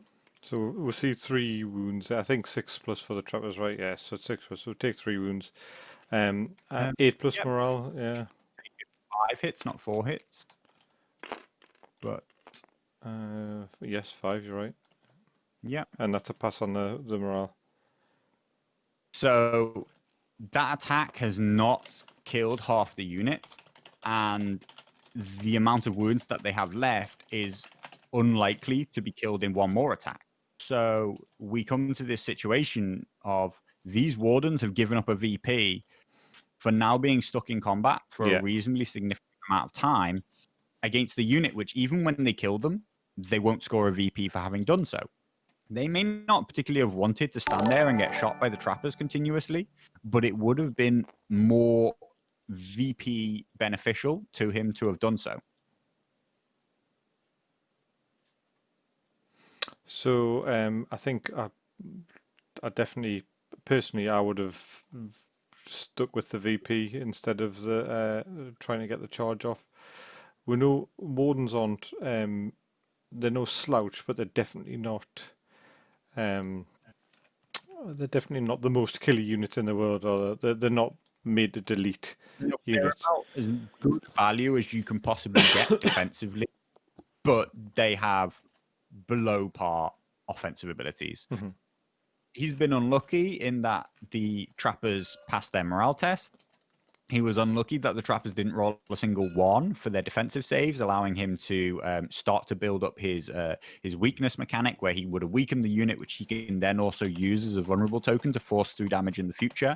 But he's a few activations, or at least a few attacks, away from being able to kill this unit. Yeah. The wise move next for me actually would be to choose to retreat the unit back onto the objective. Yeah. It may feel like backtracking on a decision that he's made, but that attack has not gone as well as he wants. He can't afford for it to take him 2 more turns to kill the unit. He will be losing 2 VPs to 1 VP per turn if he allows that to happen. That's if he hasn't also, with some slightly sloppy positioning, given up control of the central objective to a charge from Tormund. So who are we seeing attack here? I think we see these trappers who are only Engaged. on 3 wounds take a shot into the champions of the stag in the center. Got you. Not many dice go down. But they actually score wound. I know. Their sticks must be extra pointy. Yeah. Bit of dragon glass on the ends of the arrows. Plus, he has managed to hit the save at the moment. They have a panic token. That's still a pass. So 6. Yeah. I don't know if he was actually used the panic token or if he was just indicating that he didn't roll the D3. Yeah, he used it, yeah. Okay. Interesting. Right, yeah, but that's a pass. So now we see it get re-rolled. That 1 wound, nearly kind of kicked off a chain of events, which was much worse than it should have been. But knowing that the Baratheon deck is now very thin on counterplays, the significant ones kind of generally being gone, means that Masarath can start to take more chip damage opportunities. Yeah. But he needs to do some more significant damage. And the question is, can Tormund on the charge in the front do that? And I think the answer is no. No, I totally agree. I don't think so. I think realistically, this is what we were talking about before.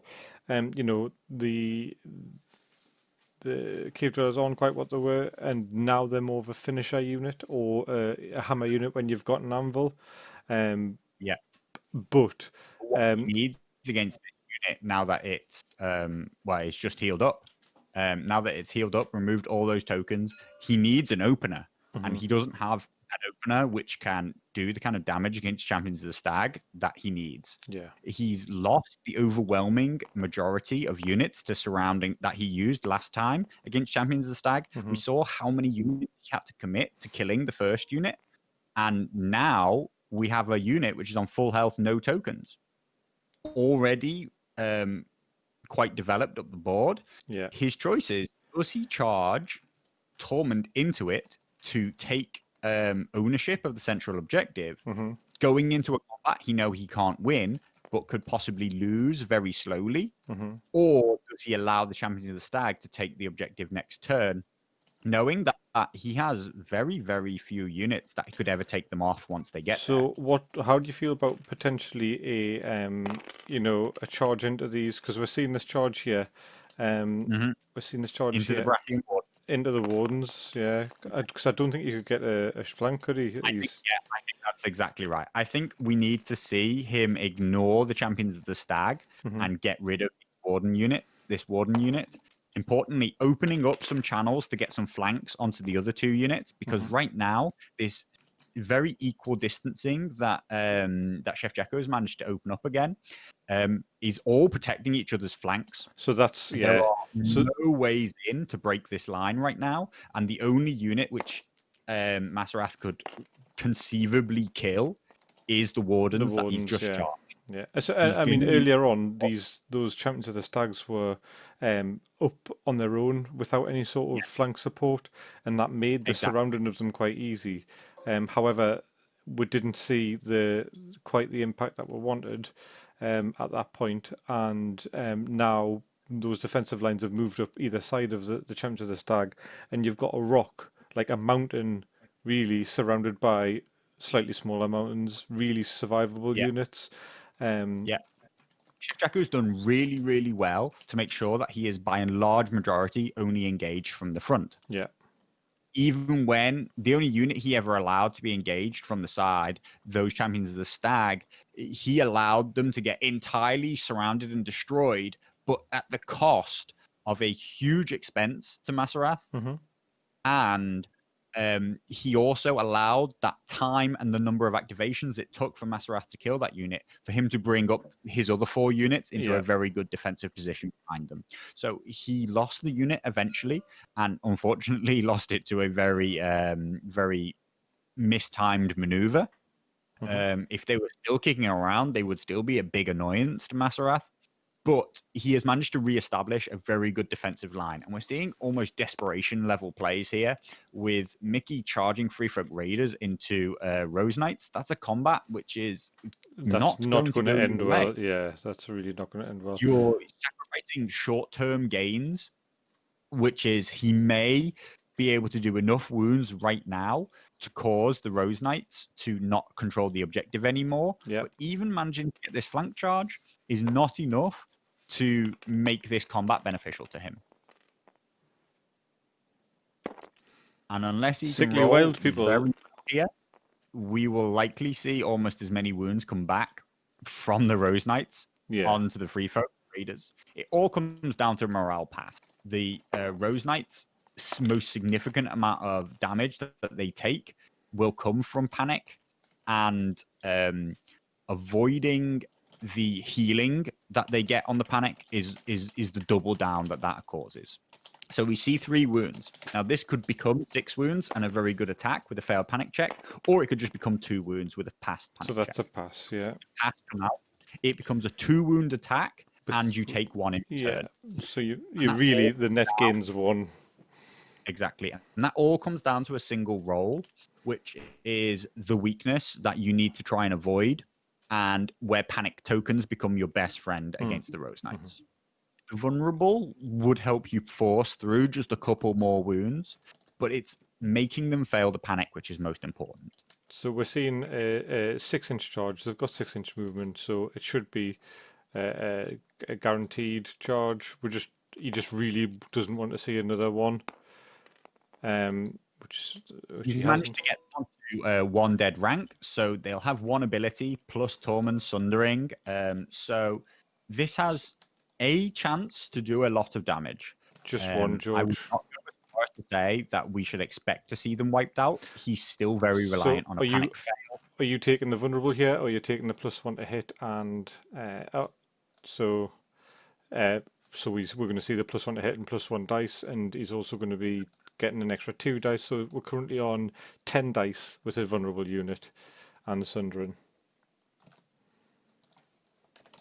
Yeah, it's a lot of dice, and it's a big attack. Yeah, but we're always, unless he rolls incredibly well and the defense goes really, really badly, we're asking him to fail a 7+ panic check, and that's unlikely. That's it's not a bad move. It's the best move he has, but he's asking for luck if he thinks that he can destroy the unit on the attack. If he does destroy the unit on the attack, he's in a very good position, and I don't think he has any better plays to make. So, these are the things that the Baratheons have been able to force the free folk to take on. so we're seeing 7 wounds there. 7 hits. So even coming in 4+ that can force him to reroll. Yeah.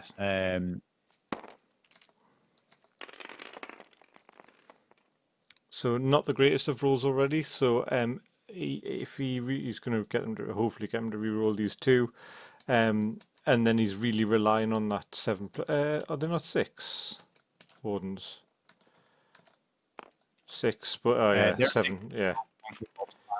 Yeah, so we've seen 6 there. So a failed panic test here would do the job. We've also then. I'm actually a little bit confused about what options Mickey took on. He took +1 to hit. He took +1 to hit and +1 dice. But he also seemed to make him vulnerable. So he played surrounded and exposed. So was it sudden impact or something? The Tormund card. A rush of aggression. Yeah. +2 and vulnerable, so that's a fail. Of course. So we've also got the order for not Surge Force. What's it called, man? Overrun on the Tormund's unit here as well. So we're going to see that unit going into. So they can pivot and charge, I believe, with Overrun, right? So is he going to? Yes. So we're going to see him because. So pivoting and charging here is a great idea, but he's already on top of this corpse pile, so he's going to be rolling 2 dice regardless at -1 speed. So it depends on what the distance is going to be over here, really, doesn't it? So they've got 6-inch movement, but it looks most likely like he's going forward. It's going to be a disordered charge. But I think because of the positioning of Chefjacko, he can take this objective, and that will score him 2 VPs as long as he doesn't lose control himself, which would require him to go down onto 1 rank. As I said, this has turned into a massive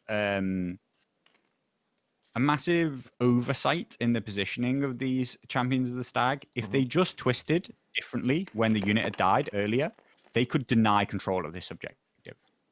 I don't think counters are allowed. So what's happened? Sorry, didn't come back with attachments. Yeah, so I was actually going to ask that. I don't think the bear comes back with Endless Horde. It is his first Endless Horde. The attachment shouldn't come back with the unit on Endless Horde, if I'm right. So the skin changer allows the bear to come back as soon as it's deployed, but the skin changer himself shouldn't be deployed, right? Yeah, exactly. It should be the unit without an attachment, so that bear shouldn't be there. Yeah.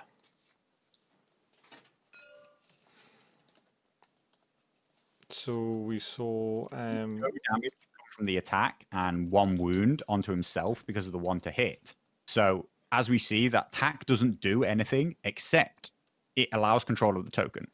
If he could have positioned in a way that no token control was given by it, it would be a really, really bad situation for the free folk to be in.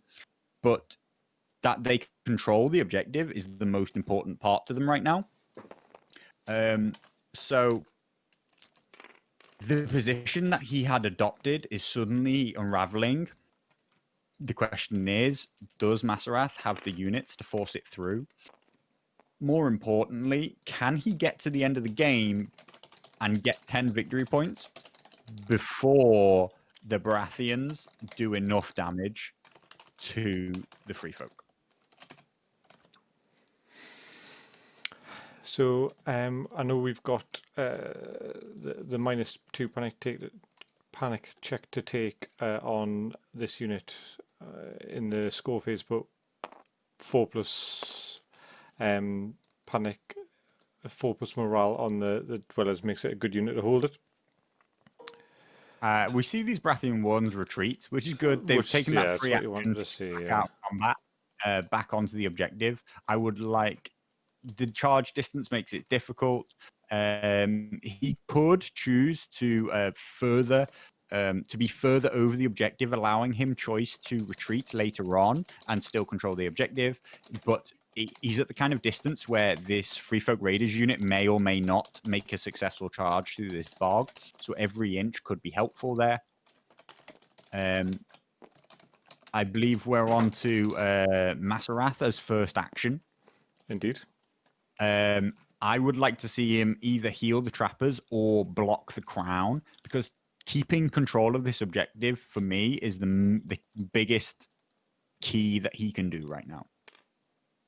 What about block the crown, but swap it with Lady Val and take a free retreat? Although that makes no difference, really, does it? Because they get to do the free pivot. I think the crown doesn't have a huge amount of value to him unless he wants to try and force through a check onto the Baratheon wardens to try and collapse in on that side.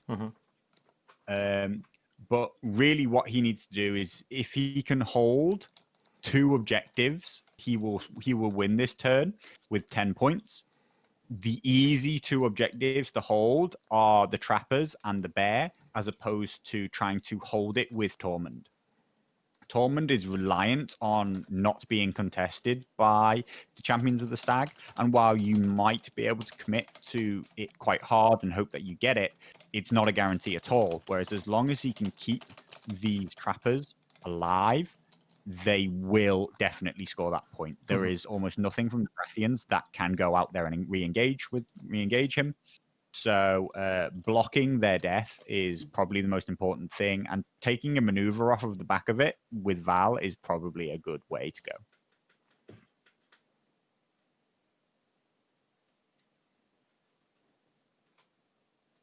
So wait, are you just saying that I had a good idea? Yeah. Wow. I don't know how I feel about that. Follows it up and thinks it's good too. The unfortunate thing here is that this game is 8-3 to Masarath right now, with him absolutely in the driving seat, very likely to finish it out and score 10 at the end of this round. Yeah. But some very, very small changes in positioning or other decisions would mean that Chefjacko wouldn't have given up the 2 central points and would have scored 1 more point himself for controlling this objective with the Baratheon wardens.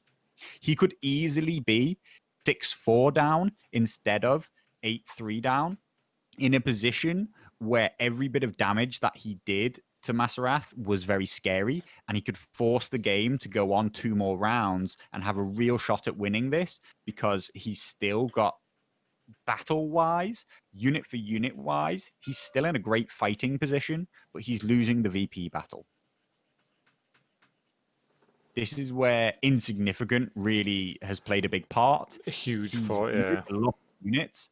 He's won a lot of fights, but he's given up 2 VPs for the 2 units that he's lost and gained none for everything that he's killed. So I think he's killed 3 units now, right? 2. Yeah, possibly. Yeah. No, 2. It was 2. He killed 2 units of raiders plus a bear. And had the bear had the raiders unit be redeployed. The only unit that Masarath has that will give up a VP are the Cave Dweller Savages.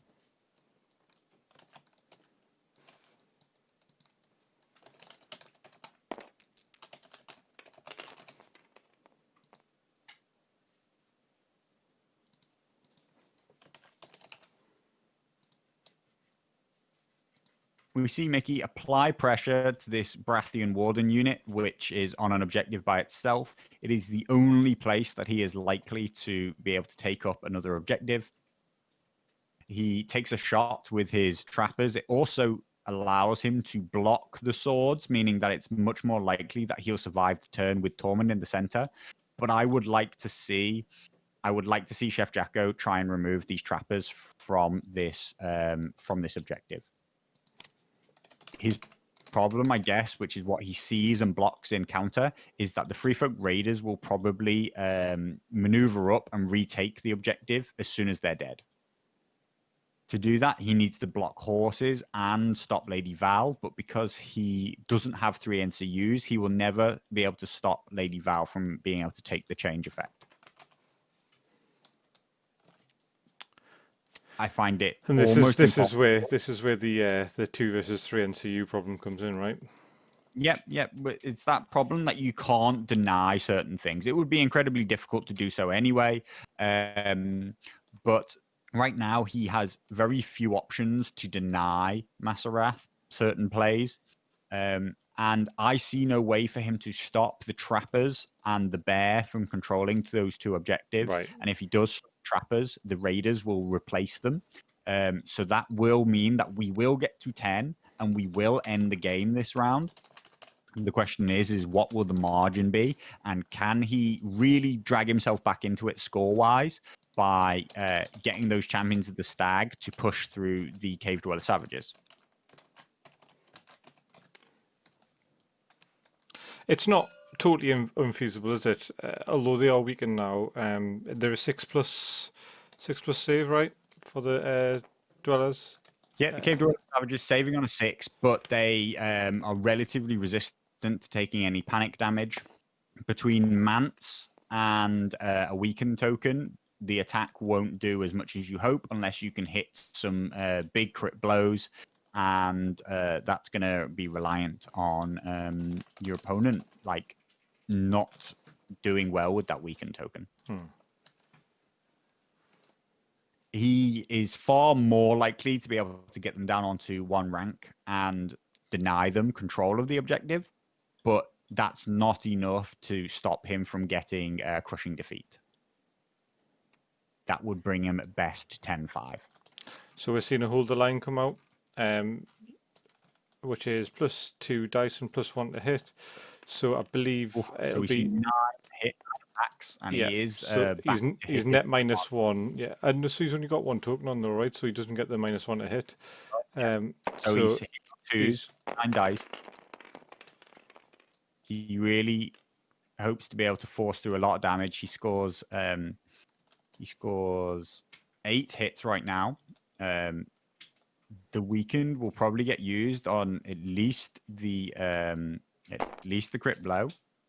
By rolling all the dice, Masarath actually risks giving up. Giving more crit blows, yeah. Exactly the same result because he. He saves himself 1 hit because the crit blow still comes back, but 1 extra miss. Personally, I might have actually gone really safe and just re-rolled the crit. With no saves in response. He has taken 7 wounds, but he still right now has control of the token. Oh, no, sorry, 7 is just enough. He only took 6 wounds, didn't he? 1, 2, 3, 4, 5. He's only 5 hits. Oh, 6. He's only 6 hits. So he should 1, 2, 3, 4, 5, 6. Yeah, that's right. Yeah, he took 2 from counter blow, didn't he?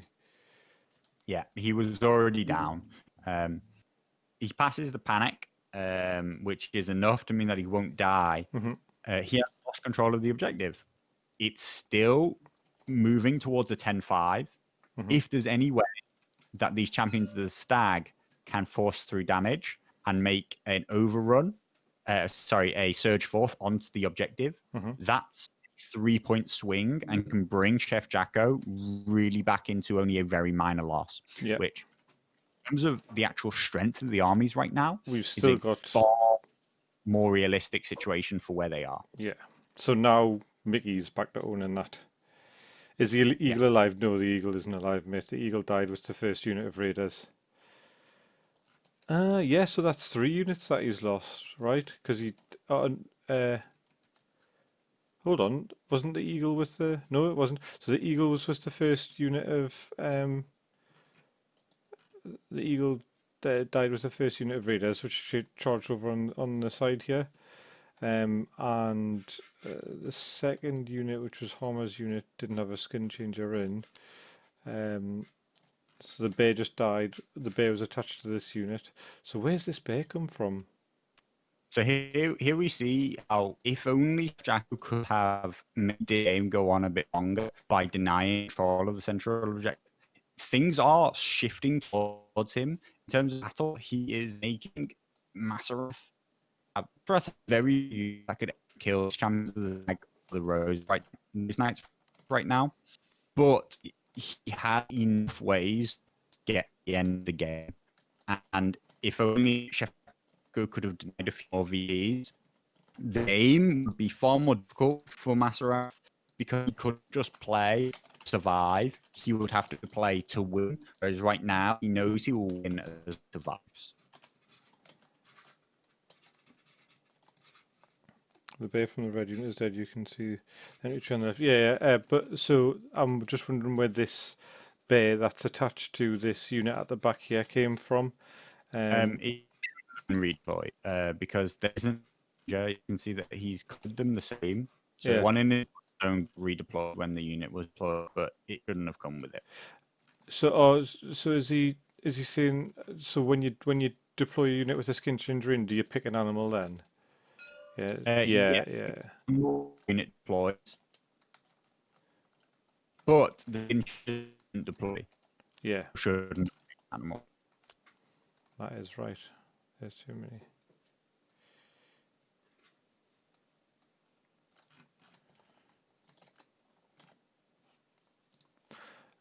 And at this point, even though ours Fury has gone, there's no need for Masarath to act. So he just activates and passes then. He has control of the token, and the opponent that's fighting him has already activated. So all he does is triggering different effects. Mm-hmm. I know that he's guaranteed to win. Carlo, just your microphone's on the blink again, mate. Okay. So it makes me sad to say just a bunch of wolves just brutalize someone on. Yeah, so I've always really fetishized the wolves, thinking they would be awesome, but in reality, unless you can hand out vulnerable and roll a load of dice, it's crap.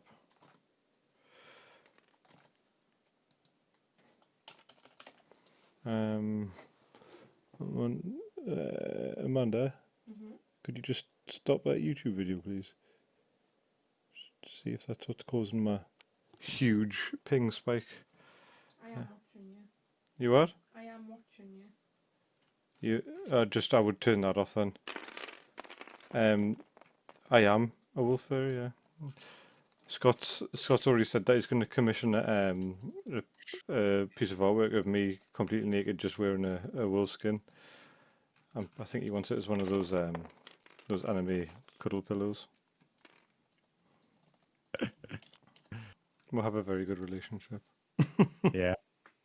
Insert nervous laugh. Yeah.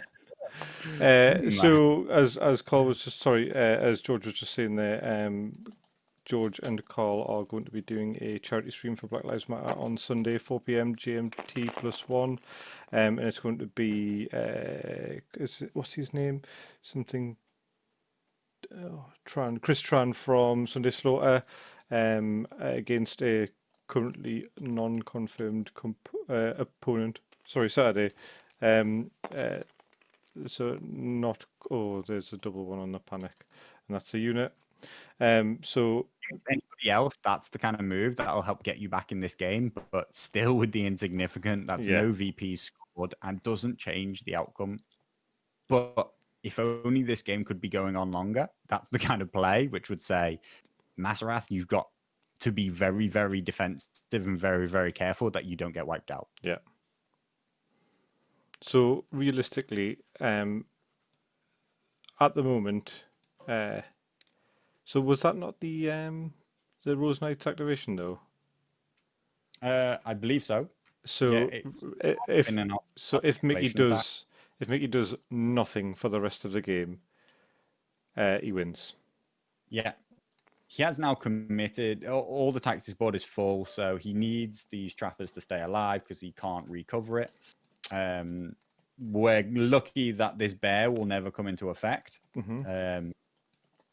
because it's never good to see something that shouldn't be on the table having an effect, especially from such an experienced player. So it'll just be an oversight, but again, like you say, it's not good to see.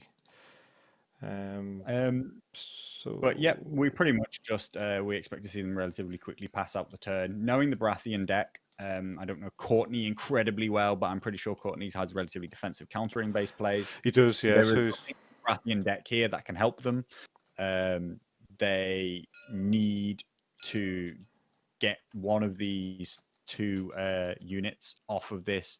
Well, one of these three units that are all on objectives, he needs to deny them from controlling, but none of that's possible right now. So Courtney's cards are counterplot, which is obviously a very good defensive card. Surprise strategy, so opponent may not play tactics card this turn, remove from your deck, and if you control letters, you can take a tactics card back. And defensive counter, so when friendly combat units attack with melee, before the attack dice are rolled, the attacker becomes weakened and loses all its abilities to the end of the turn. Mickey is able to make this charge into the Baratheon Wardens, knowing that Ours is the Fury no longer exists, and because he's insignificant, any counterplay by the Baratheons will not have any effect on him. Yeah. So nothing comes of it. There is no wounds, but it's still enough to deny control and score and lessen Chef Jacko's VPs by 1. Yeah. At this point, it's a guaranteed crushing victory, and I'm not sure. While I never say the player should resign, I think that they should just finish out the game because it couldn't change in any significant way. Yeah, I think Mickey might be able to score one more point if he's lucky. Thinks he can still get a kill, so of course he should play for every point he can. So a flank charge here gives him a realistic opportunity to kill this unit, score a VP, and overrun. He's still going to be reliant on about a 50-50 panic check fail. The Raiders, of course, getting... Does he have another one of Tormund's cards in his hand? Are we going to see another one of Tormund's cards? Potentially +2 dice on the attack? No, just a plain old attack. So the distance to the bear doesn't matter until the next round anyways, does it? So why wouldn't you be able to play any cards? No, I was just wondering whether or not he could move further enough away from the bear or if it will die. It actually doesn't die until the start of the round, so he can the next round, kill the unit, overrun onto the objective, and still control it with his own bear. We see Rush of Regression come again with +2 dice and vulnerable. He could kill the unit, but again, we're still very likely that... it's not vulnerable because it's not Tormund's unit.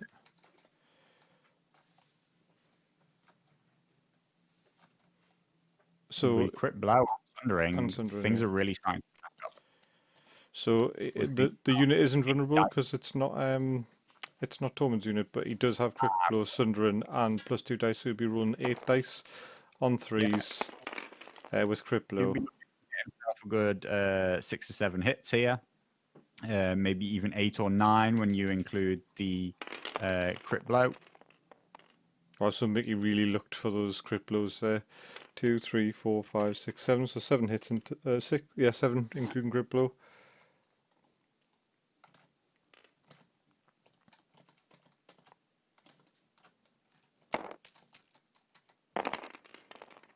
So we are currently -2 to our defense saves. So that's 5 models down. And a panic test at -1. And that's another point for Mickey. Yeah. Making this a really big scoreline for what is unfortunately actually a close-ish game on the board. But a really good example of how you should play into a very strong, aggressive, very powerful defensive Baratheon army, which is you should minimize your reliance on killing your opponent and force your opponent to try and have to be aggressive to you. You see how ineffective he was at doing anything against those Rose Knights. But those Rose Knights have only managed to score themselves a couple of VPs all game. Yeah. They haven't actually had any real impact on the game. If the Rose Knights' position had been switched with one of the Baratheon Wardens, they could well have had a much bigger impact. Totally, yeah. But that they were out there by themselves, they were good enough to be out by themselves, whereas whereas a unit of Wardens exposed in that way probably wouldn't still be sat on this objective at full health. They probably wouldn't have killed off the raiders that charged in the flank anywhere near as easily. So the unit did a lot. It held almost half a game board by itself for 7 points, but its game effect was low, partly because of the way the objectives were deployed, and partly just because in Game of Thrones, you can't afford to just be sacrificing 7-point units to babysit objectives. Yeah, it's very expensive babysitter, isn't it? So we're just looking at end of game points now. Leave a bear sat on the objective. You know, they're using a 1-point attachment to achieve what you're using a 7-point unit to do so. Yeah. It's a tough spot, and it's been a really good game. It definitely a few small misplays by Chef Jacko have really cost him here. The move with the Champions of the Stag killing them to a trap was obviously the huge, obvious, it's a mistake. There's no doubt about it. Yeah. It's a mistake. There are some other small moves that could be kind of just made slightly more efficient. It requires slightly more forethought about what will happen in the future, and some slightly cleverer positioning can really have marginalized the points difference and force this game to be much closer, because in reality it was a very close game. It was, yeah. It should have been a lot closer without that the Champions of the Stag mistake. Just see if the guys want to come and have a little chat. We can question Mickey on his liberal use of the there's too many card.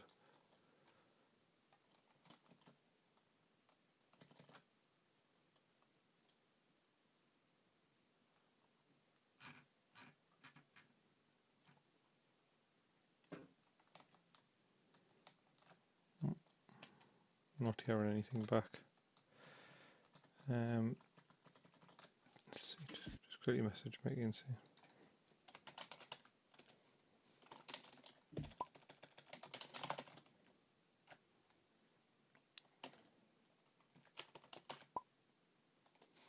Right, so I believe we're going to have a bit of a chat. If you want to move over to the Moroni Players channel. Yep.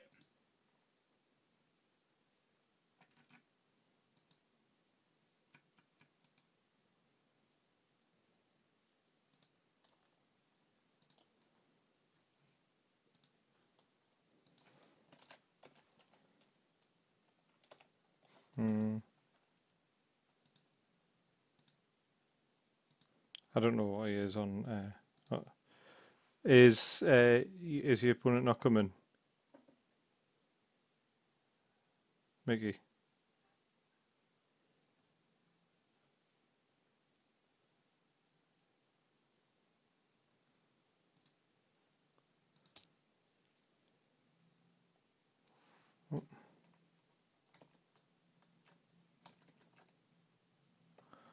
Okay, oh well, looks like we're having some technical difficulties, so we'll just call it there.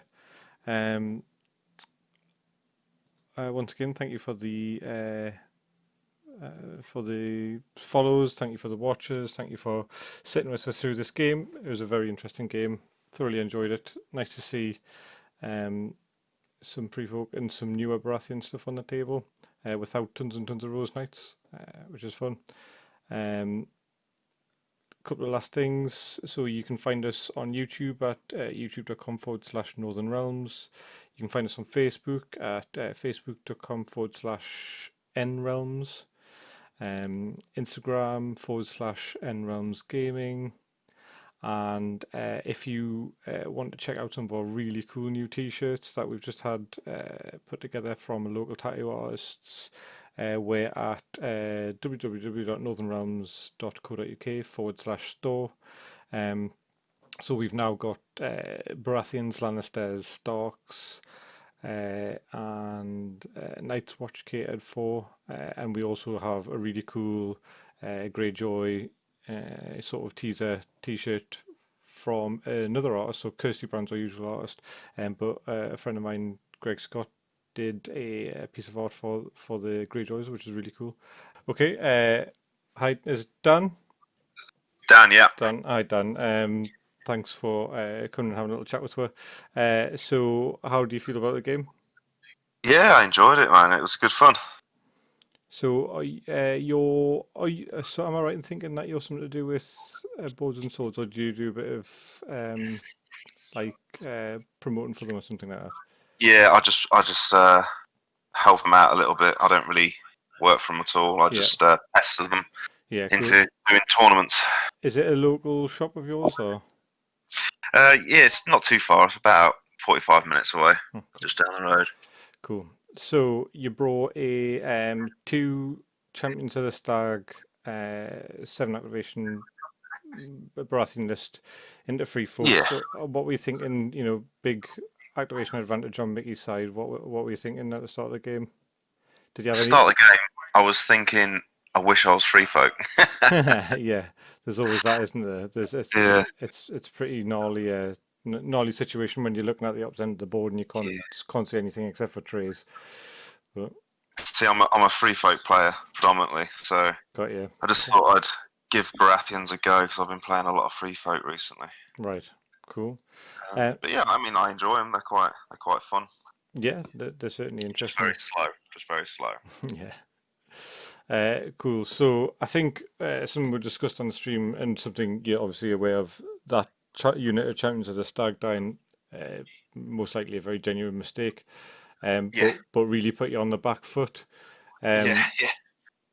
Is there anything else that you think, other than that, because obviously that was just a hands down genuine mistake, is there anything else that you think, maybe looking back at the game, you could have done differently, or? Yeah, I could have got. I mean, in an ideal world, I should have tried to get the Rose Knights on the centre objective, because the Champions Stag are just too easily outranked. But yeah, you know, I made a silly mistake. Forgot what the Traffers did. Yeah, it's not. It's always horrible getting caught out by something like that in a tournament situation as well. Yeah, I saw. You know, I had my blinkers on. I was lining up a charge for the next round, but completely forgot that they had hidden traps on me.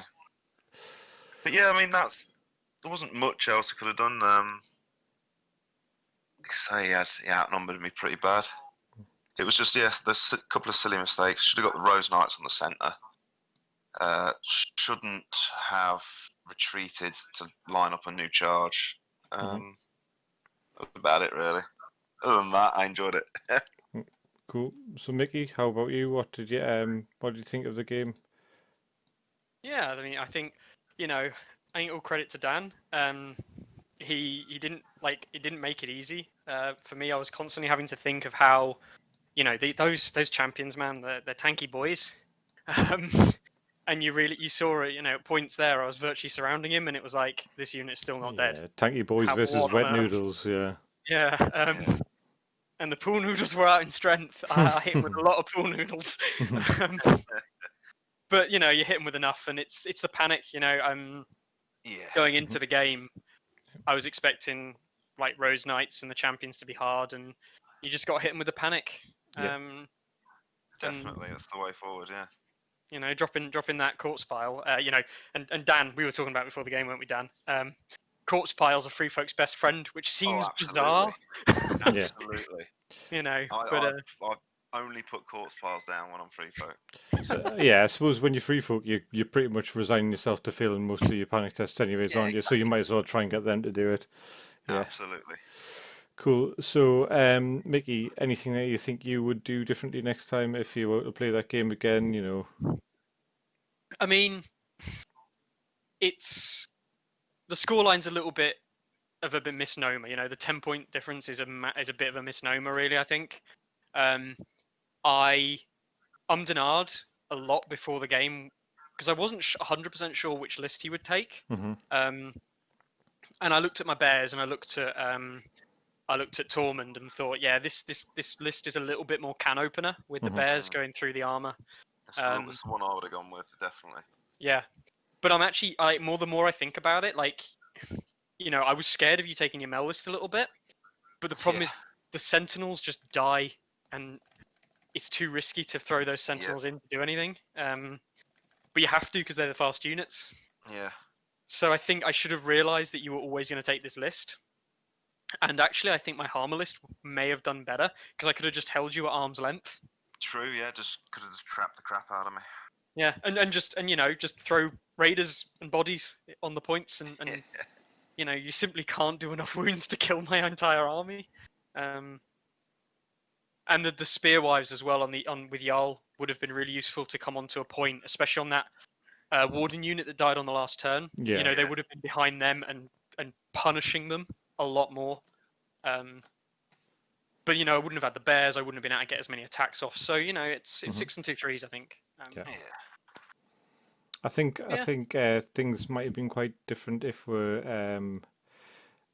had have seen like Dan was mentioning, a more central unit of Rose Knights, or even Carlo mentioned a unit of Rose Knights over on the right hand side with the other wardens, to be a bit more of a thorn in your side there. But I think all in all, it was a good game to watch, and I think triggers wise, I think that's one of the best games I've ever seen for Baratheons, because usually I just see Baratheons with endless amounts of cards and never a chance to use them. So Mickey really played into some of your triggers, which was I think great for you. But you know, unfortunately, you know, regardless of good cards and things, it didn't quite go your way.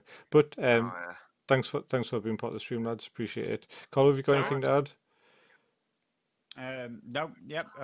Pretty much covered everything. Really, really good game. So I was really interested to watch the matchup play out because I wasn't sure, and it definitely was on a knife edge. And then all of a sudden, it just once your front line kind of broke down, and some bad morale tests came along, and you started to open up flanks. That's things just started to really rush away from you. But yeah, I think you've covered everything. Like it was really tough and good game. Well played, guys.